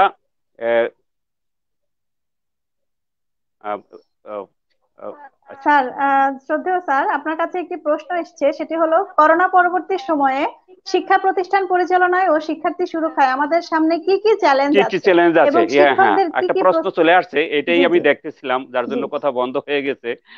কি কি চ্যালেঞ্জ? চ্যালেঞ্জ তো আমি বলবো এই চ্যালেঞ্জ মোকাবেলা করাটা যে কত কঠিন, এইটা তো কি বলবো, যে চ্যালেঞ্জ তো আমাদের অনেক, মানে কোনটার কথা বলবো, যে আমরা খুব বেশি ভয়ের মধ্যে আছি যে আমাদের ঝরে পড়ার হার, বা এই যে কবে নাগাদ, প্রথম চ্যালেঞ্জ হচ্ছে কবে নাগাদ খুলবে সেটা আমরা অনিশ্চয়তার মধ্যে আছি। কবে নাগাদ আমরা স্কুল খুলতে পারবো, কবে শিশুর হাতে আবার নতুন বই দিতে পারবো, এই চ্যালেঞ্জ গুলি কিন্তু আমাদের সামনে আহ, চলে আসছে। যে আহ, আসলে এখনো দেখেন, সেই কত মাস আগে শুরু হয়েছে, মার্চ মাসের 8 তারিখ থেকে আমাদের করোনা শনাক্ত হয়েছে আমাদের দেশে, তারও 2 মাস আগে কিন্তু চীনে শুরু হয়েছে। তাহলে এখন আবার যেসব দেশগুলিতে কমে গিয়েছিল সেখানে আবার বাড়তে শুরু করেছে। তাহলে আমরা ধরে নিব যে 2 মাস পরে আমাদের এখানে, 2 মাস বা 1 মাস পরে আমাদের এখানে আবার এটার একটা আহ, মানে ঝুঁকির মধ্যে আমরা আবার চলে যাচ্ছি। এটা কিন্তু পত্রপত্রিকা থেকে শুরু করে সব জায়গায় আমরা পাচ্ছি। মাননীয় প্রধানমন্ত্রীও কিন্তু বলেছেন যে শীতের সময় আমাদের দ্বিতীয় সেকেন্ড ওয়েভ শুরু হবে, সেটার জন্য আমাদের সরকারিভাবে প্রস্তুতি নেওয়া হচ্ছে, সবাইকে সচেতন করা হচ্ছে। এখন মাস্ক পরা বাধ্যতামূলক করা হচ্ছে, অফিস আদালত যে যদি সেবা নিতে চান মাস্ক পরে অফিসে আসেন। এটার কারণ হচ্ছে যে আমরা কিন্তু একটা চ্যালেঞ্জের মধ্যে আবার পড়তে যাচ্ছি, যে আবার এটা, তাহলে আমরা প্রথম চ্যালেঞ্জ হচ্ছে যে আমরা কবে আমাদের শিক্ষা প্রতিষ্ঠান খুলতে পারবো, এটা আবার একটা অনিশ্চয়তার মধ্যে আমরা চলে যাচ্ছি। পাশাপাশি যে যদি শিক্ষা প্রতিষ্ঠান, এখনো কিন্তু মৃত্যু হচ্ছে প্রতিদিনই, 25 জন, 19 জন, 20 জন, এটা কিন্তু অফিসিয়ালি আমাদের পরিসংখ্যান, অফিসিয়ালি পরিসংখ্যান। অর্থাৎ হাসপাতালে যারা ভর্তি হয়েছে, যারা করোনা টেস্ট করেছে, করোনা শনাক্ত হয়েছে এবং মারা গেছে, সেই পরিসংখ্যান থেকে আমরা দেখতে পাচ্ছি যে সংখ্যাটা এরকম। এখন এই এর বাইরেও কিন্তু মৃত্যু হচ্ছে, যারা টেস্ট করতে আসছে না, মৃত্যু হচ্ছে। তাহলে আমরা ধরে নিব যে এর চেয়েও বেশি, মৃত্যুর সংখ্যা এর চেয়েও বেশি। তাহলে আমরা, সরকার কোনো অবস্থাতেই একটা শিশুকেও এই ঝুঁকির মধ্যে ফেলবে না যতক্ষণ পর্যন্ত পুরাপুরি আমরা নিশ্চিত হতে না পারবো যে শিশুরা নিশ্চিন্তে আগের মতো মানে স্কুলে যাবে, খেলবে, পড়বে। এটা নিশ্চিত না হওয়া পর্যন্ত সরকারিভাবে কোনো নির্দেশনা আসবে না যে স্কুল খুলে দেওয়া হোক, সীমিত আকারে বলুক আর যাই বলুক, এটা কিন্তু ইয়া করবে না। যদি না করে তাহলে আমরা কবে নাগাদ স্কুল খুলবে সেটাও আমরা বুঝতে পারতেছি না, কবে শিশুর হাতে আবার নতুন বই দিতে পারবো সেটা বুঝতে পারতেছি না। স্কুলগুলি যদি না খুলে তাহলে এই যে এই শিক্ষণ ফল অর্জন না করে আবার আরেক ক্লাসে ওঠা, এবং সেখানেও যদি আমাকে সময় ক্ষেপণ করতে হয়, আমাকে ওইখানেও যদি সময় ব্যয় করতে হয়, তাহলে আমরা কোন পর্যায়ে যাচ্ছি? এই চ্যালেঞ্জগুলি কিন্তু আমাদের সামনে চলে আসছে। আমাদের সামনে আরো আরো অনেকগুলি চ্যালেঞ্জ আসবে। সেগুলি হচ্ছে যে শিক্ষকরা এখন যে অনেকগুলি প্রশিক্ষণ তারা গ্রহণ করেছে, সেই প্রশিক্ষণ লব্ধ জ্ঞান কাজে পাঠদান করে কাজে দিতে পারছে না। এই বিষয়গুলি এখন আমরা কি করব? তাহলে আমাদের করণীয় কি? আমাদের এই সময় করণীয় যে আমাদের ধরে নিতে হবে যে এখন যে অবস্থায় আছে, যেভাবে আমরা চলছি, এই আমাদের বিশেষ করে অনলাইন ক্লাস, এইটার পদ্ধতি চেঞ্জ করতে হবে, পরিবর্তন করতে হবে। আমার রায়পুর উপজেলার অনেক শিক্ষক আছেন যারা ডিস্ট্রিক্ট অনলাইন প্রাইমারি স্কুল পেজে পাঠদান করেন, এবং শুধু আমার ডিস্ট্রিক্ট নয়, অন্যান্য ডিস্ট্রিক্টের বিভিন্ন পেজে তারা পাঠদান করেন। আমার অনেক ট্যালেন্ট ট্যালেন্ট আমার টিচার আছে, তারা পাঠদান করতেছেন। কিন্তু এইসব ভালো টিচারদেরকে আমার এই উপজেলামুখী করতে হবে। শুধু এই আমার উপজেলায় না, বাংলাদেশের এই যে অনেকগুলি পাঠদান কিন্তু আমি দেখি। আমার এই যে আপনাদের যে পেজগুলি আছে, আমি যখনই ফেসবুক খুলি দেখি অমুক পাঠ দিচ্ছে, আমার চিনি না জানি না, সেই ঝিনাইদহ, সেই খুলনা, যশোর, সেই সিলেট, মানে আমার টিচাররা পাঠদান করছে, আমি সেগুলি দেখি। তাহলে আমি যখন দেখি, তাহলে সারা বাংলাদেশের সব মানুষই দেখতেছে। তাহলে আমার টিচারের এই যে উদ্দেশ্যে যে গণ্ডির মধ্যে উনি আছে, সেই গণ্ডির মধ্যে কিন্তু আমার টিচার নাই। আমার টিচারের মেধা, আমার টিচারের পাঠদান, আমার টিচারের সৃজনশীল কাজ সারা বাংলাদেশে ছড়িয়ে পড়ছে। শুধু তাই না, বিদেশ থেকে যারা বিদেশে লেখাপড়া করতেছে অভিভাবক, তারাও মন্তব্য করেছে, এবং ঢাকা শহরে বা বড় বড় শহরগুলিতে যারা অভিভাবক আছে তারাও মন্তব্য করেছেন যে গ্রামে যারা শিক্ষক, তাদের পাঠদান অনেক জয়ফুল, লার্নিংটা অনেক জয়ফুল। জয়ফুল লার্নিং আপনারা দিতে পারতেছেন গ্রামের টিচাররা, যেটা কোনোদিন ওনারা চিন্তা করে না। ওনারা ভাবছে সেই ঢাকা শহরের বা খুলনায় যত সিটি কর্পোরেশনে যারা, তারাই মনে হয় ভালো পাঠদান করে। কিন্তু এইবার আমরা কিন্তু দেখিয়ে দিয়েছি যে গ্রামের একেবারে প্রত্যন্ত এত সুন্দর সুন্দর অভিনয়, আমার টিচাররা এত সুন্দর অভিনয় করে, প্রত্যেকটা পাঠের সাথে অভিনয় যুক্ত করে, বিভিন্ন রকমের পাপেট শো যুক্ত করে জয়ফুল লার্নিং করার জন্য যা কিছু করণীয়, এইবার কিন্তু আমার টিচাররা সবকিছু দেখিয়ে দিয়েছে।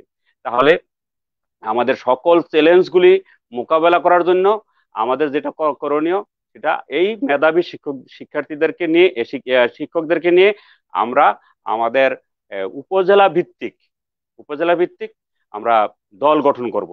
দল গঠন করে উপজেলার ভিতরে বেশি সেবাটা যাতে দেওয়া যায়, সেই ইয়াটার জন্য আমরা পরিকল্পনা করব।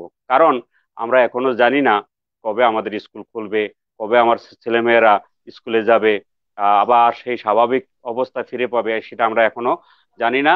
অনিশ্চয়তার মধ্যে আমরা আছি। এজন্য কিছু কিছু পরিকল্পনা আমাদের এভাবে করতে হবে উপজেলা ভিত্তিক, যে উপজেলার শিক্ষার্থীরা, শতভাগ শিক্ষার্থী যাতে এই আমাদের এই বিষয়গুলি থেকে সেবা পায়, সেইগুলি আমরা কাজগুলি করতে হবে আমাদের। ধন্যবাদ। অসংখ্য ধন্যবাদ স্যার। আপনি আপনার আলোচনার মাধ্যমে একটি বিষয় ক্লিয়ার করেছেন, যে সেটি হলো শিক্ষকদের স্কিলকে, দক্ষতাকে সঠিকভাবে আহ, আহ, সঠিকভাবে এখন সকলের কাছে প্রচার করতে হলে বা ধরে রাখতে হলে আমরা যেসব বিষয়ভিত্তিক প্রশিক্ষণগুলো পাচ্ছি, যেসব দক্ষতা অর্জন করছি, সেগুলোকে কাজে লাগাতে হলে অবশ্যই অনলাইন ক্লাসে শিক্ষকদেরকে আসতে হবে। আর এছাড়াও আপনাদের যেসব সমন্বিত উদ্যোগগুলো আমাদেরকে জানিয়েছেন স্যার, সেসব উদ্যোগের জন্য আপনাকে এবং আপনার রায়পুর উপজেলার সকল শিক্ষকদেরকে তথা দেশের সকল শিক্ষককে আবারও ধন্যবাদ জানাচ্ছি। স্যার, আমরা অনুষ্ঠানের শেষ পর্যায়ে চলে এসেছি। আমি শেষে আপনাকে একটি প্রশ্ন করতে চাই, সেটি হলো, আজকে আমাদের শিক্ষাআলো.com এর এই অনুষ্ঠানে আসতে পেরে আপনার কেমন লাগছে? আর শিক্ষাআলো.com এর এই অনুষ্ঠানের এই উদ্যোগটিকে আপনি কিভাবে দেখছেন? ধন্যবাদ। আসলে আমি যখন স্কুলে যাই, প্রথমে প্রাক প্রাথমিক শ্রেণী কক্ষে ঢুকি, এবং ঢুকে আমার ছেলে মেয়েদের সাথে আমি অনেক মজা করি। আমি আমি কিন্তু প্রাক প্রাথমিকের মাস্টার ট্রেনার। আমি প্রথমেই বাচ্চাদের সাথে ঘুরি, তারপর একটা খেলা নিয়ে বসি, এই খেলাটা আমরা খেলবো, সবাই মিলে দৌড়াদৌড়ি করি। আবার আমি একবার বসি, একবার উঠি, আমার সাথে সাথে তোমরা, আমি যে যা করি তাই করো তোমরা। আমি কিছু সাউন্ড করি, ওরা সেই সাউন্ড গুলি করে। অর্থাৎ স্কুলটা হচ্ছে একটা মজার জায়গা। আর স্কুলে যদি আমরা এই লেখাপড়াটা যদি আমার মন থেকে আমি না করতে পারি, আত্মতৃপ্তি আসবে না। এজন্য আমি সব সময় আমার স্কুল, আমার ছেলে মেয়ে, আমার টিচার, কিভাবে তাদের বেশি সময় দেওয়া যায়, কিভাবে আমার শিক্ষার্থীদের সাথে বেশি সময় কাটা যায়, তাদের সাথে গল্প করা যায়। আহ, একবার আমি একটা ছোট্ট কথা বলি। সিলেটে একটা ট্রেনিং এ গিয়েছিলাম, ইসিএল ট্রেনিং। তো ইসিএল ট্রেনিং এ আমি পাঠদান করার পর দ্বিতীয় দিন আমার এক কর্মকর্তা, ঊর্ধ্বতন কর্মকর্তা আসছেন। উনি আমার পাঠদান পর্যবেক্ষণ করলেন। পাঠদান পর্যবেক্ষণ করার পর আমি যখন, স্যার যখন বের হয়ে যাচ্ছে পাঠদান শেষে, আমিও বের হয়ে স্যারকে একটু আগায় দেওয়ার জন্য আসছি। কয়েকজন শিক্ষার্থী আমার পিছনে পিছনে আসতেছে। তখন আমি লক্ষ্য করলাম যে, আমি বললাম, কেন তোমরা তোমরা ক্লাসে যাও? কয়, স্যার গান তো শুনাইলেন না আজকে। হ্যাঁ, তা এই যে শিক্ষার্থীদের সাথে মিশে যাওয়া, এবং এইটা কিন্তু আমি খুব এনজয় করি। আমার শিক্ষকদের সাথে যখন ট্রেনিং করি, তখনও কিন্তু খুব মানে উম, ভালোভাবে শিক্ষকরা যেন আমাকে মানে ইয়া না করে, আমি কর্মকর্তা, উনি শিক্ষক, আহ, ওনারা যেন ব্যবধানটা যেন না করে। প্রশিক্ষণ তো প্রশিক্ষণ, সেখানে আমাকে যদি ভয় পায় তাহলে প্রশিক্ষণ হবে না। আমার শিক্ষার্থীরা যদি টিচারকে ভয় পায়, তাহলে সেখানে ভালো পাঠদান হয় না। এজন্য আমি খুব এনজয় করি। এবং আজকে যে আপনারা আমাকে দাওয়াত করেছেন, এটা আমি আহ, আমার আমার টোটাল বিষয়টাই তো আপনাদের নিয়ে, আমার শিক্ষার্থী নিয়ে, শিক্ষক নিয়ে, আমার কর্মকর্তা যারা আছে তাদেরকে নিয়ে। এদেরকে নিয়ে, এদের যে কোনো কার্যক্রমে আমি স্বতঃস্ফূর্তভাবে অংশগ্রহণ করি। এবং আমাকে বলার পর আমি বললাম, হ্যাঁ আমি থাকবো।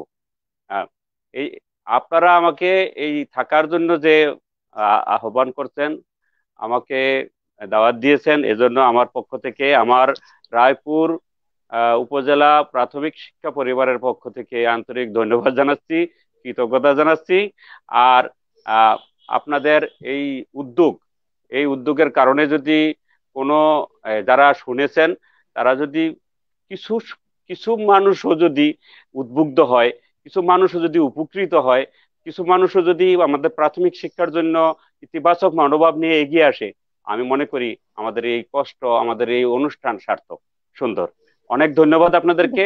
আমার ধন্যবাদ খুব স্যার। ভালো লাগছে যে আমার আমার যারা খুব আহ, আপন মানুষ, প্রিয় মানুষ, কাছের মানুষ, ম্যাম, তাদের সাথে আমি স্যারের কথা কাছে বলতে আমার পেরেছি। একটা ধন্যবাদ প্রশ্ন সবাইকে। ছিল। আচ্ছা, রূপা ম্যাম, স্যারকে কি আমি কোনো ম্যাম প্রশ্ন করতে সংক্ষেপে পারি? করেন, আমরা আসলে অনুষ্ঠানের শেষ পর্যায়ে এসেছি, বলেন।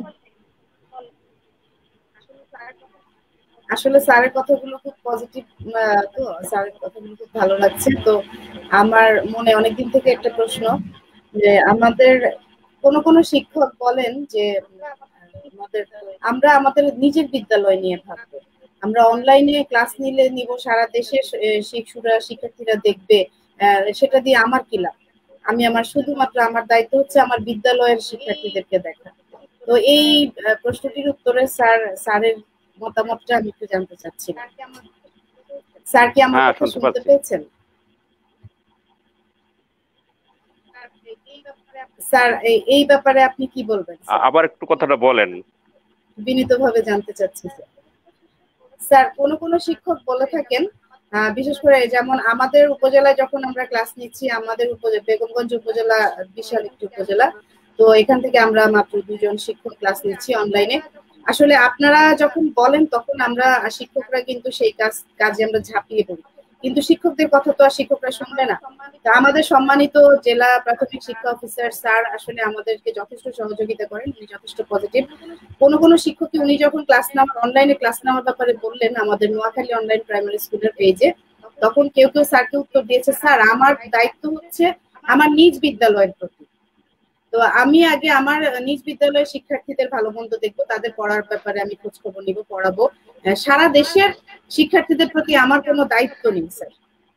তো এই প্রশ্নটির উত্তরে স্যার আপনি আপনার মতামতটা জানতে চাচ্ছি স্যার। আসলে কি আমাদের শুধুমাত্র নিজ বিদ্যালয়ের প্রতি আমাদের দায়িত্ব, আর সারা দেশের শিক্ষার্থীদের প্রতি কি আমাদের কোনো দায়িত্ববোধ নেই? দায়িত্ব থাকবে না? ধন্যবাদ। আসলে আইসিটি আমাদের কোথায় নিয়ে গেছে এটা একটু বলেন। এক সময় হাজব্যান্ড সিঙ্গাপুর থাকতো, ঢাকা যাওয়া হতো টেলিফোন করার জন্য, 1 মিনিটে 100 টাকা। আর আমাদের তো মোবাইল ছিলই না, টেলিফোন, ল্যান্ড ফোন যেটা। আর এখন আমি আমার সেই গ্রামে একজন রিক্সাওয়ালা, গ্রামের প্রত্যন্ত অঞ্চলে রিক্সাওয়ালা, সে এখন মোবাইল টিপে আমেরিকা কথা বলে। ট্রাম্পের খবর কি, বাইডেনের খবর কি, ভাই তোমরা তো আমেরিকায় থাকো, রাস্তাঘাটের কি অবস্থা, এই খবরটা গ্রামে, একেবারে গ্রামে, এবং একজন রিক্সাওয়ালা, একজন দোকানদার, মুদি দোকানদার জানতে পারে। তাহলে আমার শিক্ষক আমার পাঠদান করবে, যত হাজার হাজার মানুষ দেখবে, তারা সেখান থেকে শিক্ষা নিবে, এটা আমার উপজেলায় হবে কেন? আমি কেন আমার একটা নির্দিষ্ট জায়গায় সীমাবদ্ধ থাকবো? আমি এটা এটা হচ্ছে এরকম, যতই করিবে দান তত যাবে বেড়ে। এটা আপনারটা যত মানুষ বেশি দেখবে তত আপনার, এই যে আহ, আমি কেন শুধু রায়পুর অনলাইন পেজ শুধু রাখি নাই, আমি প্রত্যেকটা স্কুলের প্রত্যেক শিক্ষককে বলেছি যে আপনি যেই সাবজেক্ট পড়ান সেই সাবজেক্ট আপলোড দিয়ে করেন। এই জন্য কেন করেছি আমি একটু ছোট্ট করে বলি। সেটা হচ্ছে যে আমার শিক্ষক সম্পর্কে নেতিবাচক ধারণা কিন্তু ওই যে মুদি দোকানে বসে চা খায় তারাও করে, আর এই শিক্ষকরা ঘুমায়, ওই সেই বিভিন্ন রকমের কথা বলে। ঘুমানোর সময় আছে এখন? মানে জেগেই তো থাকতে পারতেছি না, আমার শিক্ষক তো জেগেই থাকতে পারতেছে না, ঘুমাবে কোথায়? এই যে নয়া আমলে একটা গল্প হয়েছিল, সেইটা এখনো ওনারা চালাতে চাচ্ছে। আমি বলবো যে আমি এই জন্য এই কাজটা করেছি যে আমার শিক্ষকদের এই পাঠদানগুলি সবাই দেখবে, আমার অভিভাবক দেখবে, আমার স্টুডেন্টরা দেখবে, মুদি দোকানদার দেখবে, যে যেখানে পারে, ফেসবুক যারা চালায় সবাই দেখবে। সবাই দেখলে হবে কি, আমার শিক্ষক সম্পর্কে ইতিবাচক ধারণা পোষণ হবে তাদের, যে আমার শিক্ষকরা তো, আরে আমরা যা ভাবছিলাম তা তো না, আমার শিক্ষকরা তো ভালো পাঠদান করতে পারে, চমৎকার পাঠদান। আমি অনেকের সাথে কথা বলেছি, এই যে রিক্সাওয়ালাদের সাথে কথা বলেছি, বলো হ্যাঁ স্যার, টিচাররা তো পড়ায়, কিন্তু স্যার আমাদের বাচ্চারা ওই করতে চায় না, ফেসবুক অন্যদিকে জায়গা, পাঠদান বেশি দেখতে চায় না। পাঠদান দেখে, কিছু দেখে, আবার যার যার পরিচিত টিচার পড়ে গেলে বা তার তার নিজের সাবজেক্ট বা নিজের ক্লাসের পাঠদান করে গেলে তারা কিন্তু দেখে। না দেখলে এত হাজার হাজার ভিউ আসলো থেকে? অবশ্যই দেখে। এইটা আমি কেন আমার শুধু ইয়ার ভিতরে থাকবো, আমার উপজেলার ভিতরে থাকবো কেন? উপজেলার আমি আমি করতে পারি। যেমন আমি যে কথা বলছিলাম যে আমার টিচারদেরকে নিয়ে, আমার টিচাররা যারা ডিস্ট্রিক্টের এবং অন্য ডিস্ট্রিক্টের পেজে পাঠদান করে, বিশেষ করে সালেহা মুক্তা, তারপরে আছে আমাদের দিবা আছে, তারপরে আমাদের আরো আরো কিছু টিচার আছে যারা ওই বিভিন্ন উপজেলায়, বিভিন্ন জেলায় তাদের সাথে কানেক্ট হয়ে পাঠদান করে তাদের ইয়েতে দেয়। আমাদের এইগুলিতেও যেন বেশি বেশি দিতে পারে সেই ব্যবস্থা আমরা করব। এবং এই দেখার ক্ষেত্রে, এই পাঠদানগুলি দেখার ক্ষেত্রে যেন একেবারে ওপেন হয়, সারা দেশের মানুষ দেখুক। আমার আমার রায়পুর দেখবে, পাশাপাশি অন্যরাও দেখবে। আর আমার দেখে দেখে আমার টিচার সম্পর্কে একটা ইতিবাচক ধারণা পোষণ হবে, যে শিক্ষকরা আমরা যা ধারণা করি, আমরা যা পোষণ করি শিক্ষক সম্পর্কে, আসলে না, শিক্ষকরা অনেক অ্যাডভান্স, আইসিটিতে অনেক অ্যাডভান্স, তারা ভালো পাঠদান করে। এই পাঠদানের মাধ্যমে আজকে এই ক্রান্তিকালে তারা আমাদেরকে, আমাদের ছেলে মেয়েদেরকে, আমাদের সন্তানদেরকে এই এই সাপোর্টটা দিচ্ছে। এই কারণেই হলো আমরা বারবার শিক্ষকদেরকে আপনি খুব সুন্দর করে আপনার মতামত প্রকাশ করেছেন। আসলে এমন একটি প্রশ্ন কিন্তু অনেক শিক্ষকের মনেই রয়েছে, এই ধরনের একটি প্রশ্ন। আর রেহানা সুলতানা মনি ম্যাম যেটি আপনার সামনে তুলে ধরলো, যে আসলেও নিজের উপজেলা ছাড়া বা নিজের স্কুল ছাড়া আমরা কি এই সময় সারা দেশের জন্য কাজ করছি, এটা কি আসলেও সঠিক কিনা। আপনার মতামত শুনে স্যার অনেক ভালো লেগেছে। আশা করি যাদের কাছে এই প্রশ্নটি থাকে তারা এখন সম্পূর্ণ পরিষ্কারভাবে এটার জবাব পেয়ে গেছেন। তো স্যার, আমাদের মাননীয় প্রধানমন্ত্রী শেখ হাসিনার একটি উদ্যোগ রয়েছে, সেটি হলো যে সারা দেশে সকল শিক্ষককে শিক্ষক বাতায়নের আওতায় নিয়ে আসা এবং আইসিটিতে সকল শিক্ষককে দক্ষ করে তোলা। তো আমাদের এই একবিংশ শতাব্দীতে এসে আমরা দেখতে পাচ্ছি আমাদের বেশিরভাগ শিক্ষক কিন্তু এখন সংশ্লিষ্ট এই কাজে অর্থাৎ আইসিটির কাজে সম্পৃক্ত হয়ে গেছে। আর যে আমরা যদি শিক্ষার্থীদের কথা বলি, আমরা একটি কবিতা শুনেছিলাম ছোটবেলা থেকে, যে বিশ্বজোড়া পাঠশালা মোর সবার আমি ছাত্র।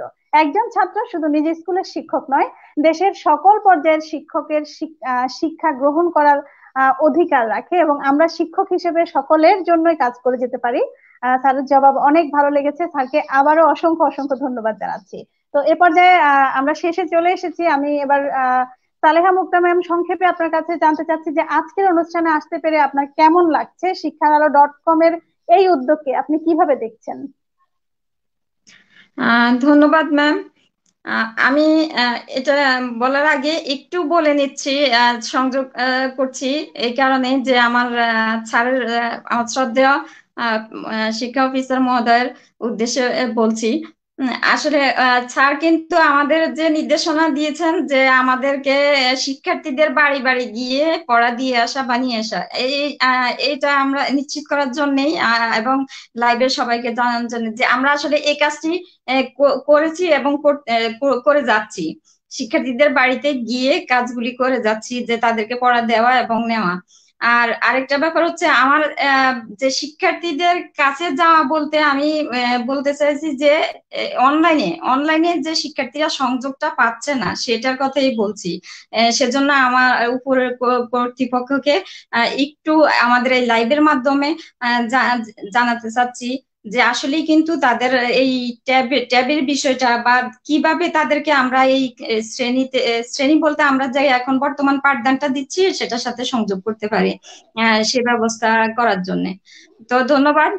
হ্যাঁ, ধন্যবাদ জানাচ্ছি এই শিক্ষার.com কে এরকম একটি অনুষ্ঠানে আয়োজন করার জন্য এবং আমাদেরকে আমন্ত্রণ জানানোর জন্য।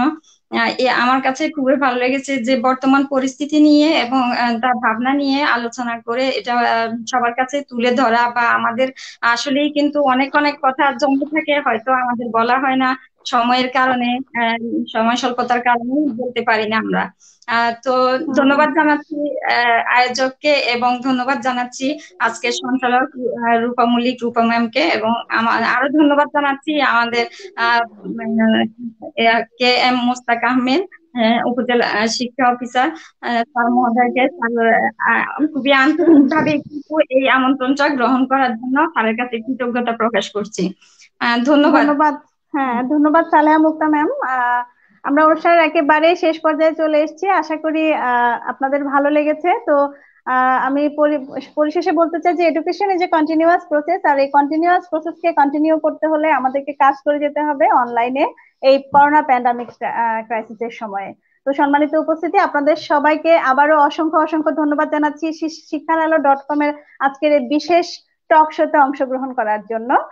সবাই ভালো থাকবেন, নিরাপদে থাকবেন, সামাজিক দূরত্ব বজায় রেখে সবাই ভালোভাবে এই প্যান্ডামিক সময়টি পার করবেন, সেই প্রত্যাশায় আজকে এখানে বিদায় নিচ্ছি। আমি রূপা মল্লিক রূপু। ধন্যবাদ সবাইকে। আসসালামু আলাইকুম। আসসালামু আলাইকুম।